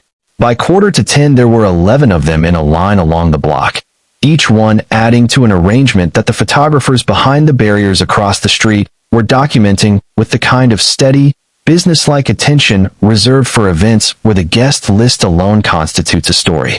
The cathedral's exterior staff had been supplemented by 3 additional security personnel hired by the estate. The interior had been prepared by a florist whose name appeared in the pages of 3 national shelter magazines, and whose work filled the nave with enormous arrangements of white flowers that cost more than Nadia Cole had earned in the previous calendar year. 407 people attended the funeral of Edward Harlan Whitmore. The seating had been arranged by the estate's event coordinator in collaboration with Arthur Pennington, with the family in the first 3 rows on the left side, and the senior members of the Whitmore Group's board in the first 3 rows on the right, followed by representatives of the civic and philanthropic organizations Edward had supported, followed by business associates and professional contacts and the friends, a smaller category than his public profile suggested, who had remained genuinely close to him across 50 years of an increasingly managed public life. There were, among the 407, 2 United States senators, 1 serving congresswoman, 1 former vice president, the current CEOs of 3 Fortune 500 companies, the presidents of 2 major universities, and the directors of 4 significant charitable foundations. They had dressed accordingly. They had prepared their faces accordingly. Not one of them had thought to look at the last pew on the left when they arrived. The Whitmore family entered through the side door at 9:55, 5 minutes before the service was scheduled to begin. Eleanor first, in a black dress of a quality and cut that managed to communicate both grief and composure without leaning obviously toward either. Marcus behind her, in a dark charcoal suit, his face the face of someone who had decided what expression he was going to wear that morning and had applied it with precision. Diana last, in deep navy rather than black, because she had not been able to make herself wear black for this, and her husband Henry beside her with his hand at the small of her back in the way of someone who knows that the support he is providing is structural rather than merely symbolic. They took their places in the first pew. Diana looked straight ahead. Marcus looked straight ahead. Eleanor looked straight ahead. None of them looked toward the back of the cathedral, where a woman in a gray coat was sitting in the last pew on the left, as she had been sitting since 7:45 that morning. Nadia had taken the Amtrak from Philadelphia to Penn Station that morning. She had left the shelter at 6 in the morning to be certain of making the 7:15 train. Arthur had arranged the ticket and had mailed her a transit card for the subway and a printed set of directions from Penn Station to the cathedral. She had arrived at St. Paul's at 7:43. A young staff member at the door had told her gently that the service did not begin until 10 and that the doors for guests opened at 9:30, and Nadia had reached into her coat pocket and produced the printed email from Pennington and Associates confirming her attendance and instructing the cathedral staff to admit her upon arrival. The young man read the email, looked at Nadia, looked at the email again, and stepped aside without another word. She went in. She sat down in the last pew on the left. She set her backpack on the floor at her feet. She folded her hands in her lap. She looked toward the front of the cathedral, at the closed casket, at the white flowers, at the morning light coming through the stained glass windows in long colored columns. She did not move again until Arthur called her name. There were 3 eulogists before the family spoke. The first was a longtime member of the Whitmore Group's board, who spoke for 7 minutes about Edward's visionary business acumen and his loyalty to the people who worked with him over 50 years. The second was the president of a hospital foundation to which Edward had donated significantly, who spoke for 8 minutes about his generosity and his genuine investment in the foundation's mission rather than simply its public profile. The third was a former city official who had worked with Edward on 2 major civic initiatives and who spoke for 6 minutes about Edward's understanding of what private wealth owes to the communities that make it possible. All 3 eulogies were polished and warm and fully accurate. All 3 eulogies described a man who had given much and asked for little in return. None of them mentioned Clara Cole. None of them mentioned Nadia.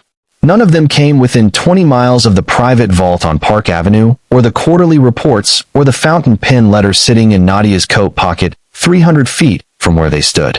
Marcus was the last family member to speak. He walked to the podium with the economy of motion that characterized everything he did. No wasted movement. No performance of grief beyond what the occasion formally required. Every step precisely calibrated. He thanked the congregation for honoring his father. He spoke about the Whitmore Group as an expression of his father's values, his commitment to excellence, his refusal to accept limitations, his belief in the long view over the short gain. He said that his father had an unwavering commitment to family that had shaped everything Marcus understood about loyalty and responsibility. He said his father had dedicated his life to building something that would last. He spoke for 9 minutes. His voice was controlled throughout. He returned to his seat. He sat down beside Eleanor. He did not look toward the back of the cathedral. He placed his hands on his knees, and he waited, with the particular stillness of someone who has been waiting for a long time already and has learned to make the waiting indistinguishable from composure. After the final eulogy, there was a moment of silence in the cathedral. Then the string quartet that had been playing quietly during the arrivals began again, a single piece, spare and unhurried. It played for approximately 90 seconds. Then it stopped. Arthur Pennington rose from the second pew on the left side and walked to the podium. He moved without hurry, which was his manner in all things, and the congregation, which had been expecting the service to conclude with the benediction, watched him with the attention that any unexpected development at a formal occasion generates. He placed his notes on the podium. He adjusted the microphone slightly. He looked at the family in the front pew. He looked at the congregation. He began, in his quiet, methodical way, by thanking the eulogists and thanking the family for their grace, and thanking the congregation for honoring a man who, he said, had spent 50 years trying to deserve exactly this kind of tribute. He said a few words about Edward's precision and his long memory, and his belief that the most important debts a person carries are the ones they owe to the people who were with them at the beginning, before any of the rest of it existed. Then he stopped. He reached into the inside pocket of his suit jacket. He removed a folded piece of paper. He unfolded it and looked at it briefly. He said, Edward Whitmore left specific instructions for this service. He said these instructions were not a request but a condition of the estate documentation, which he wanted the congregation to understand so that there would be no ambiguity about the nature of what was about to occur. He said that Edward had asked that one final reading take place at this service, and that he had asked a specific person to deliver it. He said the person Edward had asked was not a business associate, and was not a civic official, and was not anyone connected to the Whitmore Group or the Whitmore Foundation. He said he understood that this might be unexpected. He said he was confident that when the reading was complete, the congregation would understand why Edward had chosen to close his funeral in this particular way. He said the person Edward had asked to read was a woman named Nadia Cole. And then he looked toward the back of the cathedral and waited. The silence that followed was total. It was not the silence that falls after music stops, or after a door closes, or after someone finishes speaking. It was the silence that happens when 400 people receive, at the same moment, a piece of information for which none of them have any existing frame of reference, and which requires, therefore, a complete suspension of ambient response while the mind attempts to process what it has just been told. Nadia Cole. The name meant nothing to any of them. Not one person in that building had heard it before in any context connected to Edward Whitmore, or the Whitmore family, or the Whitmore Group. Not at a board meeting, not at a charity gala, not in a profile, not in a legal filing, not in a private conversation. The name Nadia Cole did not exist in any register that 400 people, whose combined networks covered most of the influential infrastructure of the eastern United States, had ever encountered. And yet here it was.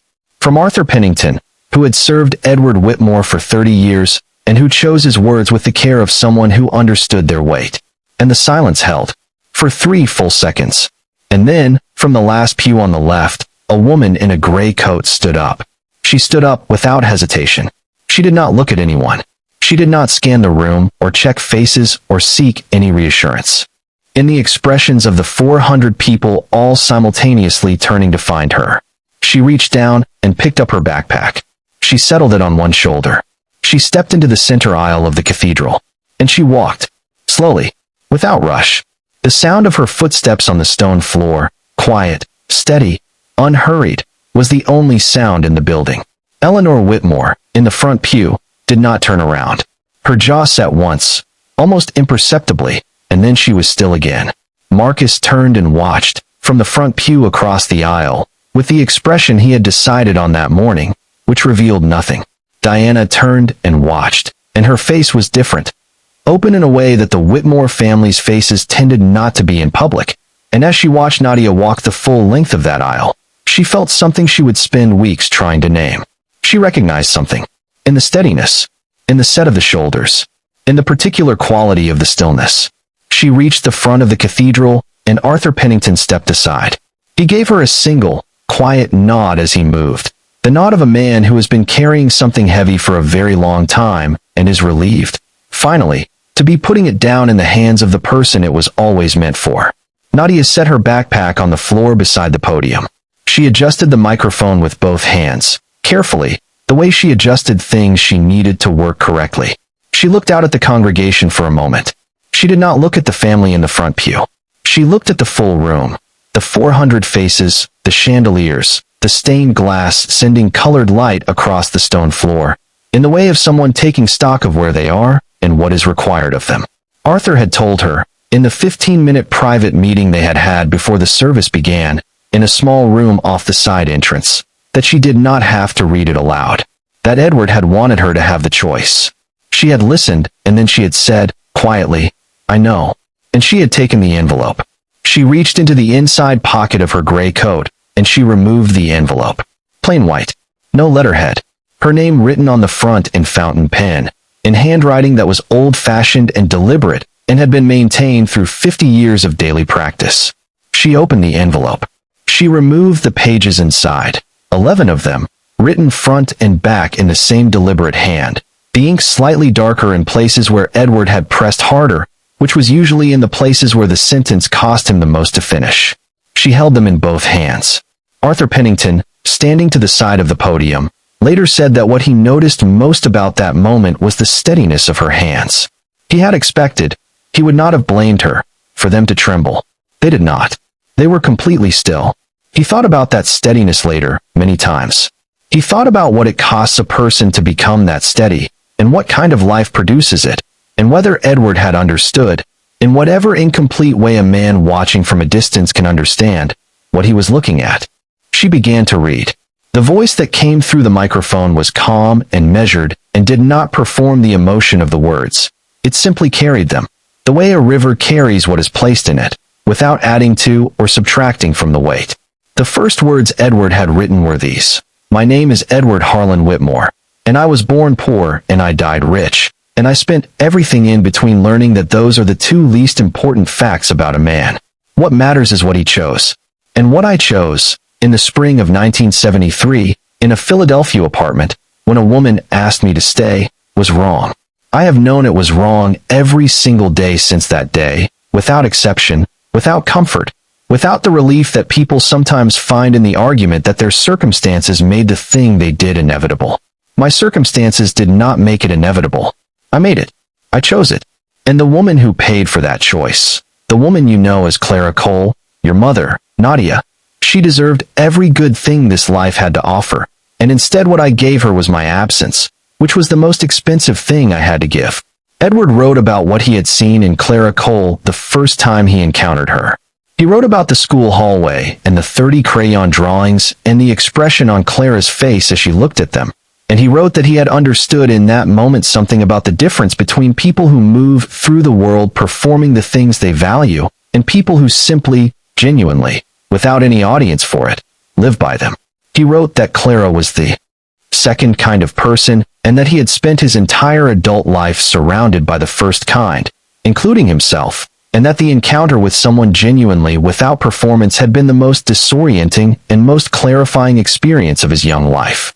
He wrote, "I loved her the way men love when they have not yet learned to be afraid of it, when the love is still larger than the fear. I was 23 years old, and I had no money and no reputation and no name worth protecting, and so I could love her without any of the calculations that came later. I want you to understand that the love was real. I want you to understand that walking away from it was the worst decision I ever made by a distance that nothing else in my life comes close to covering." He wrote about the choice in 1973 directly and without evasion. He wrote about the words he had used to justify it to himself. Temporary, practical, the necessary cost of building something that would matter, and he named those words for what they were, which he said was the very precise vocabulary of a person who has decided to betray someone they love and requires the betrayal to sound reasonable in the retelling. He wrote, "I was not trapped. I was not without options. I was a 27-year-old man who had been offered a very good opportunity and who wanted that opportunity more than he wanted to do the right thing by the woman he loved. I dressed that want in the language of necessity because necessity is respectable and want, when it is selfish and cost-generating for other people, is not. I have been ashamed of the gap between those two words for 50 years. What I did to your mother was not necessary. It was a choice. My choice. Made freely. And the fact that I was young and afraid and eager is not an explanation, Nadia. It is a description of the person who made it. Those are different things." He wrote about learning of Nadia's birth and about the money orders and about the way he had told himself, for years, that financial support from a distance constituted a form of responsibility. He wrote, "When my attorney told me you had been born, I had the means to go to your mother. I had the money, the time, and the physical ability to take a train to Philadelphia and knock on a door and say, 'I know I do not deserve to be here, and I am here anyway, because this is my daughter, and I am going to be present.' I did not do that. I sent money orders through a company name that could not be traced to me, which is the financial equivalent of telling yourself you have a relationship with someone while making absolutely certain they cannot find you. I want you to know that I understand the difference between support and presence. I want you to know that I understand, completely, that I provided one and withheld the other, and that the one I withheld was the one that mattered, and that no quantity of anonymous dollars was ever going to be a substitute for a father who showed up." He wrote about the private investigator reports. He wrote about them plainly and without softening, because he had decided when he sat down to write the letter that Nadia deserved the full account rather than the version that would make him look least bad, and the full account of the investigative archive was not one that made him look good at any point. He wrote, "I know every shelter you have slept in. I know every job you lost. I know the winter of 2011 when you slept in a park for 2 weeks because everything fell through at once and there was nowhere else to go. I know about the hospital in December of 2018, and I know that I paid the bill anonymously through a shell account rather than walking into that hospital and saying I am her father and I am going to take care of this. I know about the library job and what made it possible and the fact that you have no idea that either of those things had anything to do with me. I have watched your life through paper for 33 years. I have watched you build something extraordinary from nothing, in the hardest possible conditions, without a single advantage that I could have provided and chose not to. That is not something I am proud of having witnessed. It is something I am ashamed of." He wrote about Clara's death. He wrote, "Your mother died on February 9th, 2003. I know the date the way I know my own birthday, which is to say I have not gone a single day in 21 years without knowing it. I did not go to her funeral. I could have gone and I did not, and I cannot give you a reason for that which survives honest examination.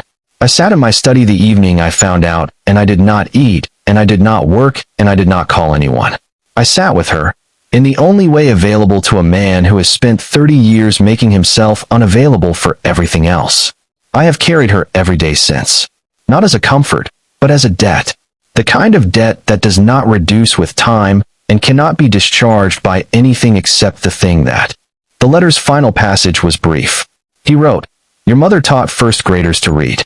She believed, with a consistency that never faltered in anything I observed of her, that the ability to make meaning out of marks on a page was one of the most important gifts one person can give to another. I am leaving you something. I hope you will use it the way she would have used it, for the people who need it most, in the city where she gave her life to them, with the particular generosity that she modeled for everyone lucky enough to be in her classroom or her orbit. I hope you will build something she would have loved. I believe you already know how. I believe you have always known how, because she showed you. I am sorry I was not there to see it. I am sorry it took me this long to say her name out loud, and yours, in a room full of people, without conditions. I should have done it 34 years ago. Your father, Edward." She folded the pages. She placed them carefully back into the envelope. She held the envelope against her chest for a moment, both hands flat against it, and she closed her eyes. 1 second. 2. Then she opened them. She looked out at the congregation for the first time since she had begun reading. Diana Whitmore Caulfield, in the front pew, was weeping without restraint, the kind of open, unmanaged weeping that the Whitmore family's public demeanor did not normally permit, and which Henry Caulfield was not trying to stop, just witnessing, his hand on her back, his own face working against something he was not quite managing to suppress. Marcus Whitmore had left the cathedral 9 minutes into the reading, through a side door that opened into a hallway off the nave. He had stood up quietly, without drawing attention, and had walked out without looking back, and the door had closed behind him with a sound so soft that most of the people near him had not noticed until he was already gone. He did not return. Eleanor Whitmore had not moved. Her posture had not changed. Her hands had not shifted in her lap. Her expression was what it had been when the service began. But tears were running down both of her cheeks, steadily, without interruption, without drama, in the particular way of tears that are not being cried so much as simply happening, the way rain happens, as though the body has made a decision independent of the face's instruction. She did not wipe them. She did not move to stop them. She sat absolutely still while they fell, and if anyone in that cathedral had been watching her closely, they would have understood that they were seeing something that Eleanor Whitmore had almost certainly never publicly displayed in her adult life. A feeling she could not manage. Not because the feeling was too large, though it was, but because she was no longer, in this particular moment, certain that managing it was the right thing to do. Edward had stopped managing. At the end, after 50 years of it, he had stopped, and something in that had reached through even Eleanor's extraordinary capacity for control and found something it could touch. The applause began in the third row, from a woman who had served on 2 of Edward's foundation boards, and who said afterward that she had started clapping before she knew she had decided to. It was slow, at first, single, deliberate claps, the kind that carry a meaning distinct from enthusiasm. Then the person beside her joined. Then the row behind. Then the sound moved through the cathedral the way sound moves through a large stone space, building from its point of origin with a momentum that is architectural as much as emotional, the volume rising not as a function of excitement, but as a function of something needing to be said with the only instrument 400 people had available to say it with simultaneously. Nadia did not smile. She gave a single, composed nod, the nod of someone acknowledging a debt of a different kind, and she reached down and picked up her backpack. She settled it on her shoulder. She stepped away from the podium without looking at the family. She walked back down the center aisle toward the main doors of the cathedral. She walked at the same pace she had walked when she came in. The doors opened. The march light fell in across the stone floor. And she was gone. Arthur Pennington made the will public 3 days after the funeral, on March 20th, 2024. The announcement was filed with the New York County Circuit Court in the ordinary procedural way that estate documentation is always filed, and there was nothing about the filing itself that was designed to generate attention. It generated attention anyway, because the filing named Nadia Cole as the primary beneficiary of 60% of a $4.2 billion estate, and because the story of the homeless woman who had stood up at the Whitmore funeral and read a letter had already begun moving through certain circles, and because the combination of a secret daughter and a massive estate and a funeral reading was, by any measure, the kind of story that does not stay quiet once a single person with a phone or a contact at a financial publication decides it is worth sharing. By the morning of March 21st, it was everywhere. Within 48 hours, every major news organization in the country had run some version of it. Within 72 hours, the Whitmore Group stock had dropped 11% on secondary market indicators. Within a week, Arthur Pennington's office had logged 142 media requests for Nadia Cole. The coverage was intense and largely incomplete, in the way that coverage of complex stories tends to be in the first days when the facts are still arriving faster than they can be verified and the narrative frame has not yet been established by anyone with full access to the relevant information. Headlines described Nadia as an unknown heir, a secret daughter, a homeless woman who had inherited billions. They described the will as a bombshell, which it was. They described the family as shocked, which was true of Diana and partially true of Eleanor, and in Marcus's case was not the correct word for what he was experiencing at all. They asked, repeatedly and in various formulations, who Nadia Cole was. None of them had a satisfactory answer, because Nadia Cole was not speaking to any of them. She had not issued a statement. She had not hired a publicist. She had not opened a social media account, or given an interview, or returned a single one of the 142 media requests. She had, by all appearances, simply ceased to be available to the public's suddenly intense interest in knowing who she was. Marcus filed a legal challenge on March 24th, 7 days after the funeral. The filing alleged undue influence on a vulnerable elder, questioned Edward's testamentary capacity in his final weeks, and challenged the conditions of the will's execution on procedural grounds that Marcus's attorneys had constructed with considerable care and considerable expense. It was a serious challenge, filed by serious attorneys, and it was designed to tie up the estate in litigation for a period of time that would have been measured in years rather than months. Arthur Pennington received the filing at his office and read it the same afternoon it arrived. He called his own attorneys. He said, by his own account, something close to, "I anticipated this." He began preparing the response the following morning, beginning with the documentation of the will's execution. 3 independent witnesses, all of whom were professionals with established credentials and no connection to the Whitmore family, who had been present for the signing and who had made their own contemporaneous notes about Edward Whitmore's state of mind and the coherence of his expressed intentions, which were, by all 3 accounts, perfectly clear. In the meantime, Nadia Cole had disappeared, in the technical sense that she was simply not where the press expected her to be. She was not at the Broad Street shelter, which had declined to confirm or deny her residency. She was not at the Philadelphia Free Library's Vine Street branch, which had issued a brief statement saying that Ms. Cole was on a leave of absence and that the library wished her well. She was not at any location that any of the several journalists who had traveled to Philadelphia to find her were able to identify. Arthur Pennington's office issued a statement on her behalf. Ms. Cole is aware of the will and its terms. She is taking the time she needs to consider her situation carefully. She has no further comment at this time. The statement was accurate. Nadia was considering.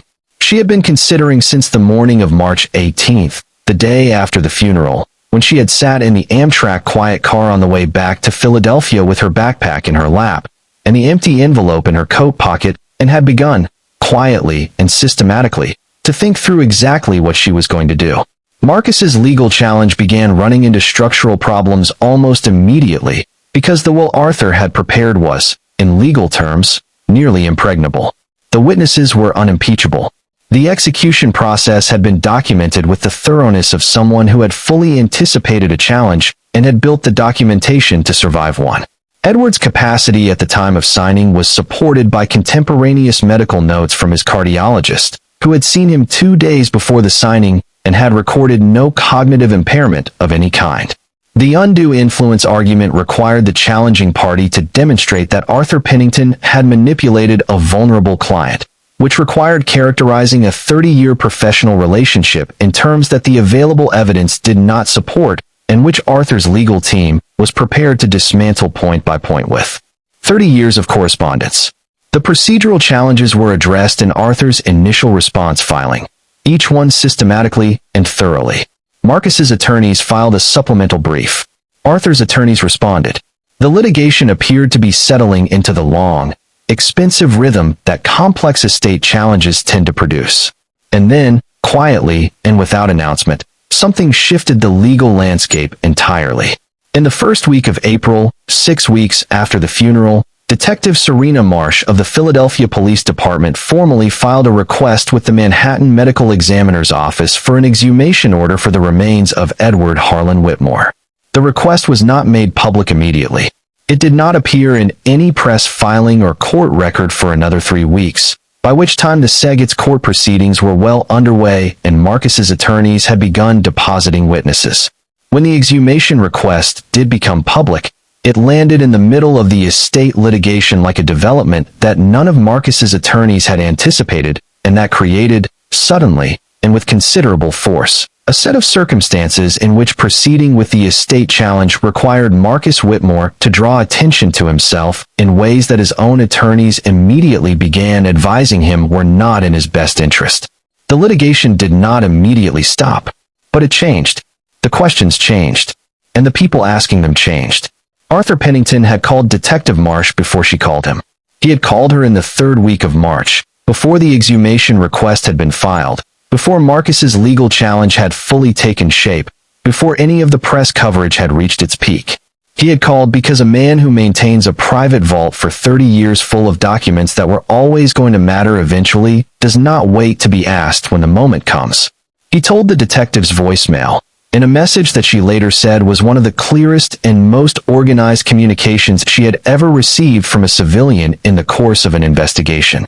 "My name is Arthur Pennington. I was Edward Whitmore's personal attorney for 30 years. I have information that is directly relevant to the circumstances of his death. I have kept complete records. I am available at your convenience." She called him back within the hour. She came to his office the following morning. He had the files arranged on the conference table when she arrived. He offered her coffee. He sat down across from her, and he opened the first folder. Detective Serena Marsh had been with the Philadelphia Police Department's Homicide Division for 22 years when she received the anonymous tip that would eventually lead her to Arthur Pennington's conference table. She was 52 years old. She had worked complex cases across 2 decades and had developed, in that time, a professional disposition that her colleagues described as relentless and her supervisors described as occasionally inconvenient, which in both cases meant the same thing. She did not stop. She did not drop a thread because the thread became uncomfortable or politically complex, or because the person on the other end of it had access to expensive attorneys. She had worked cases involving wealthy defendants 3 times in her career and had found, in each instance, that the wealth changed the pace of the process but not the direction of it. She had a particular skill with phone records, which she read the way other people read novels, with the sustained attention of someone who understands that the story is in the accumulation of small details rather than any single dramatic revelation. She had read Marcus Whitmore's phone records 3 times before she filed the exhumation request. The tip had arrived in the 3rd week of April, 6 weeks after Edward Whitmore's death, via the Homicide Division's anonymous tip line. It came from a woman who identified herself only as a retired nurse who had lived for 11 years in the building adjacent to the Whitmore penthouse in Midtown Manhattan. She said she had been unable to sleep on the night of March 13th and had been awake at approximately 1:30 in the morning. She said she had been sitting in her window, which looked out onto the narrow service alley between the 2 buildings, and she had seen a man she recognized as Edward Whitmore's doctor exit the Whitmore building through the service entrance. She knew the doctor by sight from multiple observations over several years. She had found this notable because 1:30 in the morning was an unusual time for a physician's visit. Service entrance departures were unusual in general, and she had been aware from news coverage that Edward Whitmore had died in the early hours of the following morning. She said she had thought about it for 6 weeks before calling because she did not want to cause trouble for anyone. She said, "I just think someone should know." She did not leave her name. The exhumation order took 2 months to obtain. The New York County Circuit Court had to be satisfied that there was sufficient cause to disinter the remains of a man whose death had been certified as natural by a licensed physician and who had been buried with the full knowledge and participation of his family. Arthur Pennington's testimony, provided in a sealed filing that Detective Marsh's office submitted in support of the exhumation request, included the complete contents of the private vault, the financial ledgers, the investigative reports, the phone records Marcus had placed his calls from, and Arthur's own account of every relevant conversation he had witnessed or participated in during the final months of Edward Whitmore's life. The judge reviewed the filing for 9 days before granting the order. The exhumation was conducted on a Tuesday morning in June of 2024 at Woodlawn Cemetery in the Bronx, with the minimum number of personnel the process required and no press present. The results of the toxicological analysis were returned to Detective Marsh's office 17 days later. The toxicology report found elevated digoxin levels in Edward Whitmore's blood at concentrations significantly above his prescribed therapeutic range. Digoxin is a cardiac glycoside, a medication derived from the foxglove plant that has been used for more than 2 centuries to regulate the rhythm of a failing heart. In therapeutic doses, it is effective and well tolerated. In doses above the therapeutic range, particularly in a patient with existing cardiac disease, it produces arrhythmias. Those arrhythmias, in a heart already compromised by age and disease, are fatal. They present identically to a natural cardiac event. There is no way to distinguish, on presentation, between a cardiac arrest caused by the natural progression of heart disease and a cardiac arrest caused by digoxin toxicity in a patient whose heart disease made them specifically vulnerable to that toxicity.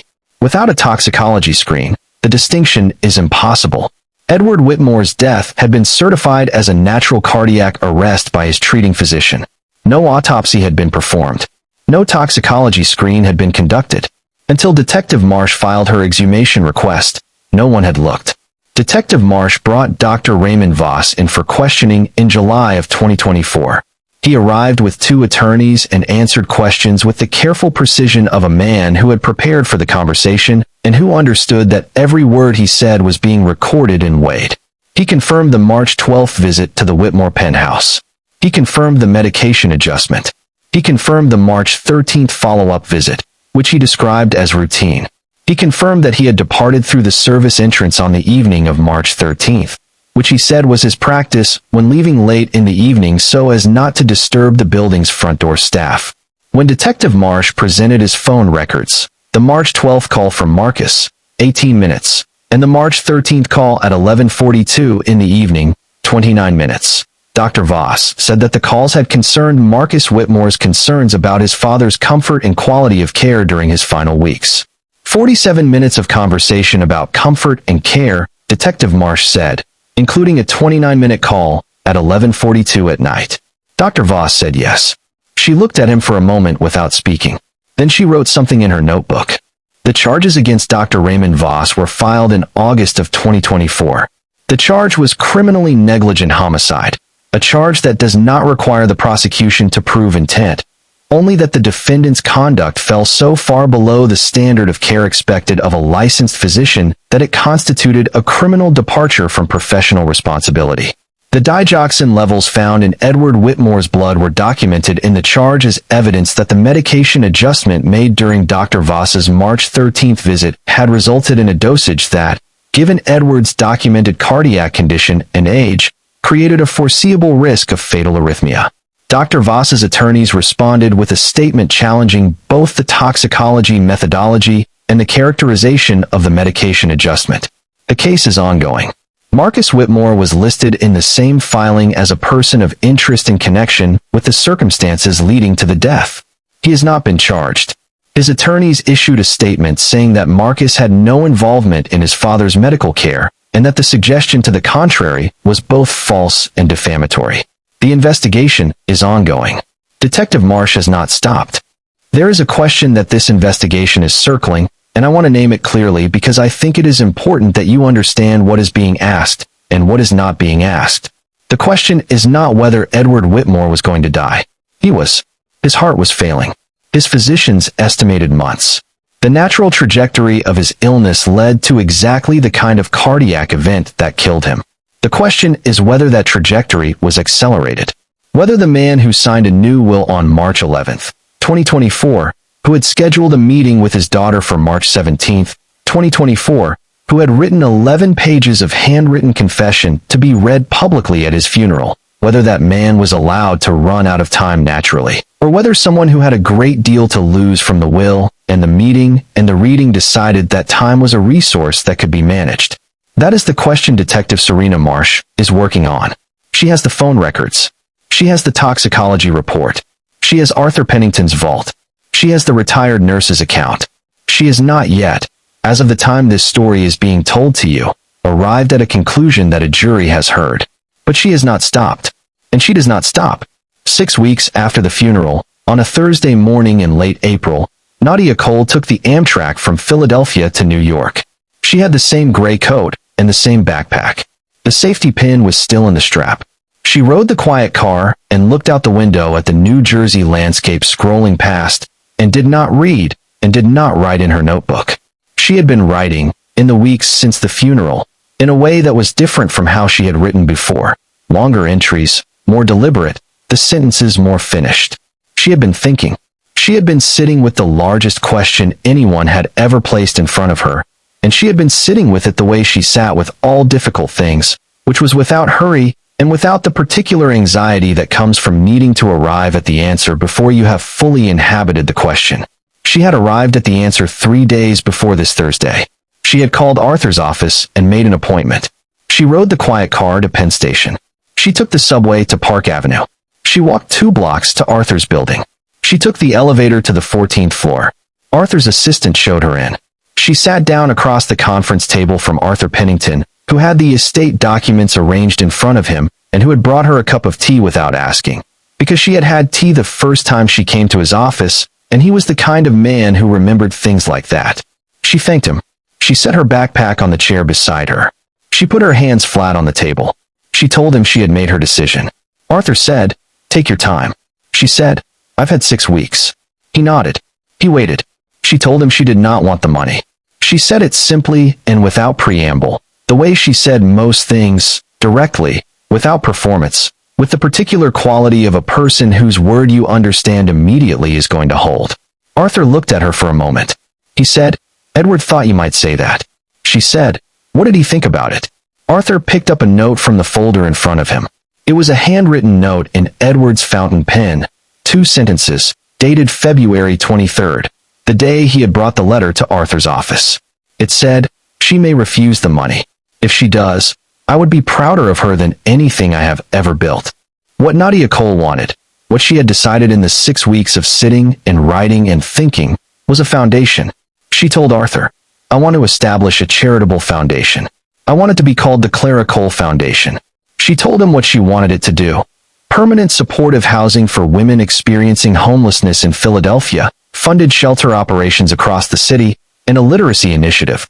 She was specific about this. She said it slowly, and she watched Arthur write it down. A literacy initiative for unhoused youth, beginning in Philadelphia and expanding nationally as capacity and funding allowed. She wanted the first literacy program named the Clara Cole Reading Initiative because her mother had been a reading teacher, and because she had built her own life in a library, and because some things deserve to be named for what they actually are. She wanted the foundation funded with the full $2.52 billion amount designated to her in the will, distributed as an endowment over 20 years, with independent board oversight and transparent annual reporting. Arthur wrote all of it down. He looked up when she finished. He said, "It can all be done." She said, "Then let's do it." Marcus Whitmore's legal challenge collapsed within 30 days of Nadia's decision being formalized.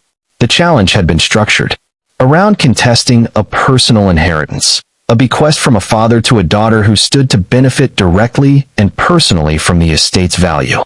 When the beneficiary of that bequest directed the entirety of her share into a charitable foundation with independent governance and no personal financial benefit to herself, there was no longer a meaningful target for the undue influence argument. You cannot claim that someone was manipulated into giving money to a charity that the influencer has no control over and from which the beneficiary receives no personal gain. Marcus's attorneys filed a notice of voluntary dismissal 3 weeks after Nadia's decision was made public. The surrogate's court acknowledged the dismissal. The litigation was over. Marcus Whitmore's own share of the estate, $1.05 billion, was unaffected. He received it according to the will's terms.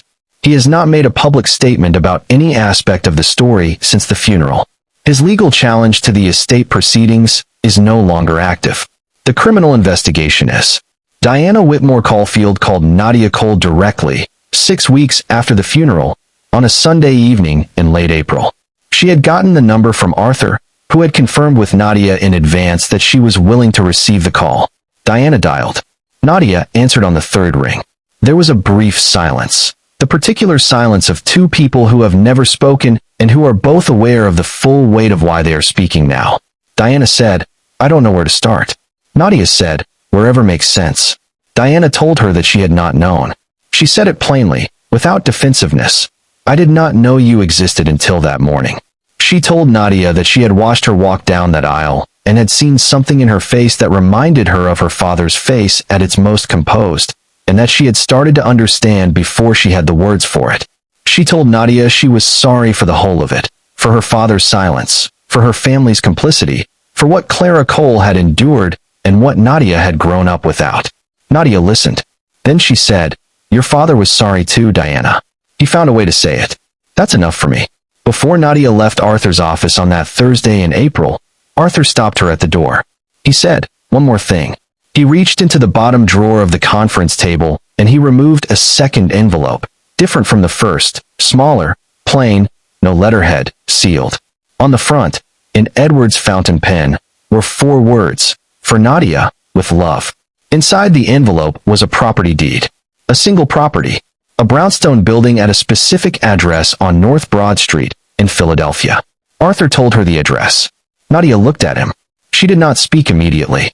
The address was the location of the former Martin Luther King Jr. Elementary School, which had closed in 1988 when the school district cut its budget, which was the year Clara Cole had lost her teaching position, which was the last year that 30 crayon drawings had been hung in the hallway outside the first-grade classroom on the second floor.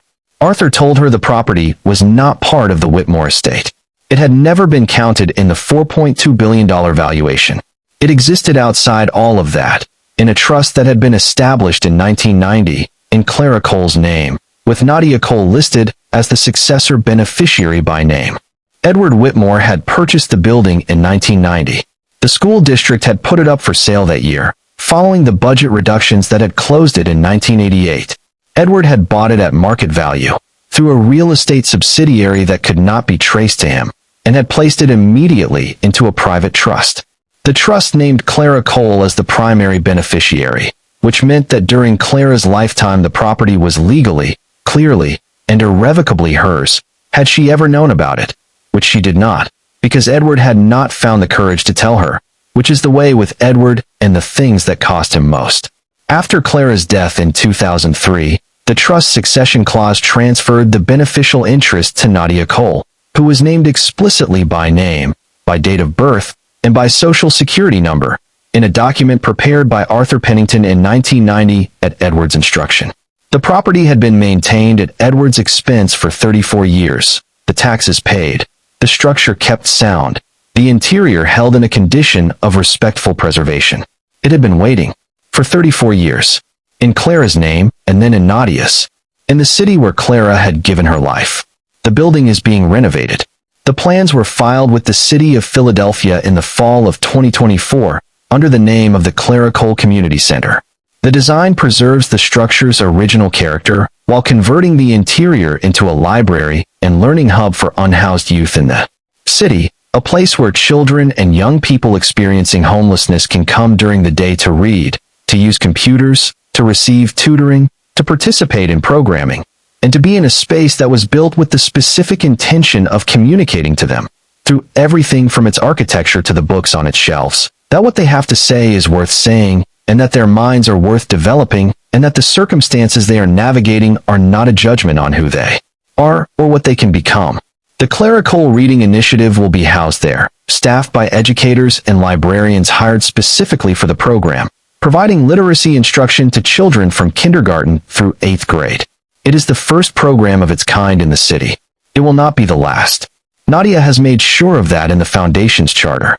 On the day the renovation reaches the stage where the main reading room is complete enough to stand in, Nadia Cole goes to the building on North Broad Street alone, in the early morning.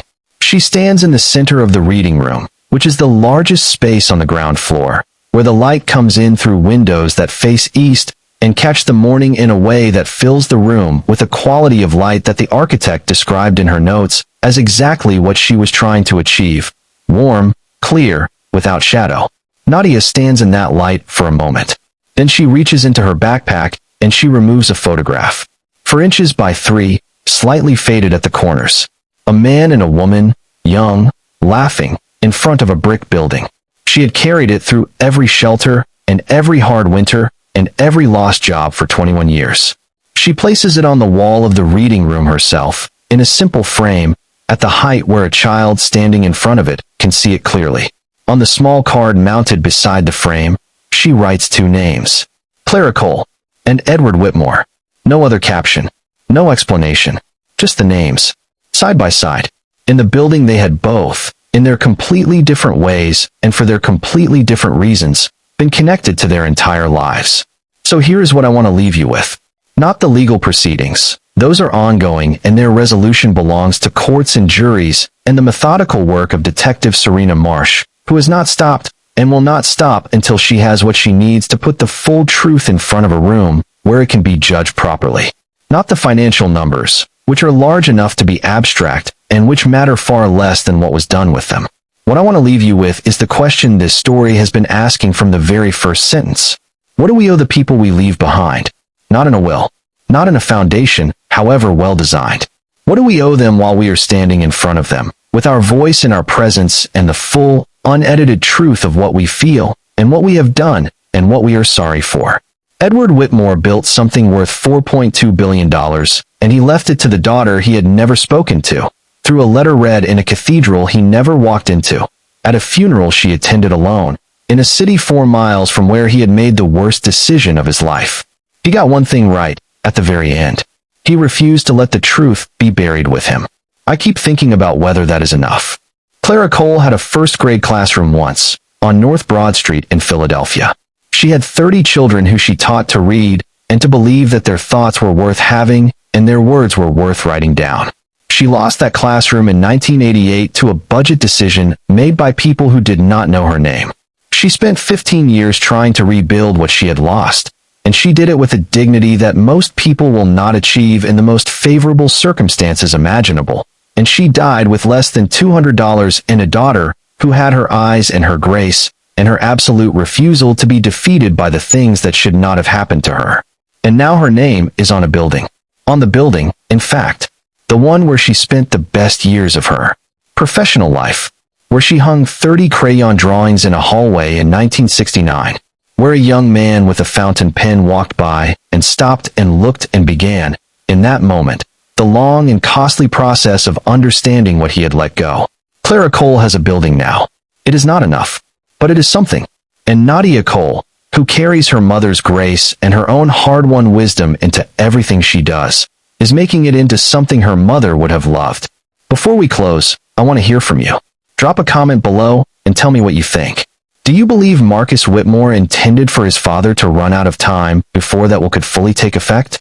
Do you believe what Detective Marsh found is enough for justice? Or does justice here require something more than a courtroom can provide? And do you think Nadia Cole made the right decision, walking away from $2.52 billion to build a community center in her mother's name? I want to know what you think. I read every comment on this channel. Before we dive deeper into future stories, let us know in the comments where you are watching from. We would love to hear from you. And don't forget to hit that subscribe button so you never miss any of our upcoming videos. Because the next story I have for you involves a man who spent 18 years building an identity that was never his to begin with, and the moment the whole thing fell apart was caught on security camera. It is coming. Be here for it. And thank you, genuinely, for spending this time with Nadia Cole and Clara Cole and the truth that Edward Whitmore refused to let stay buried. They deserve to be heard. I am glad we heard them.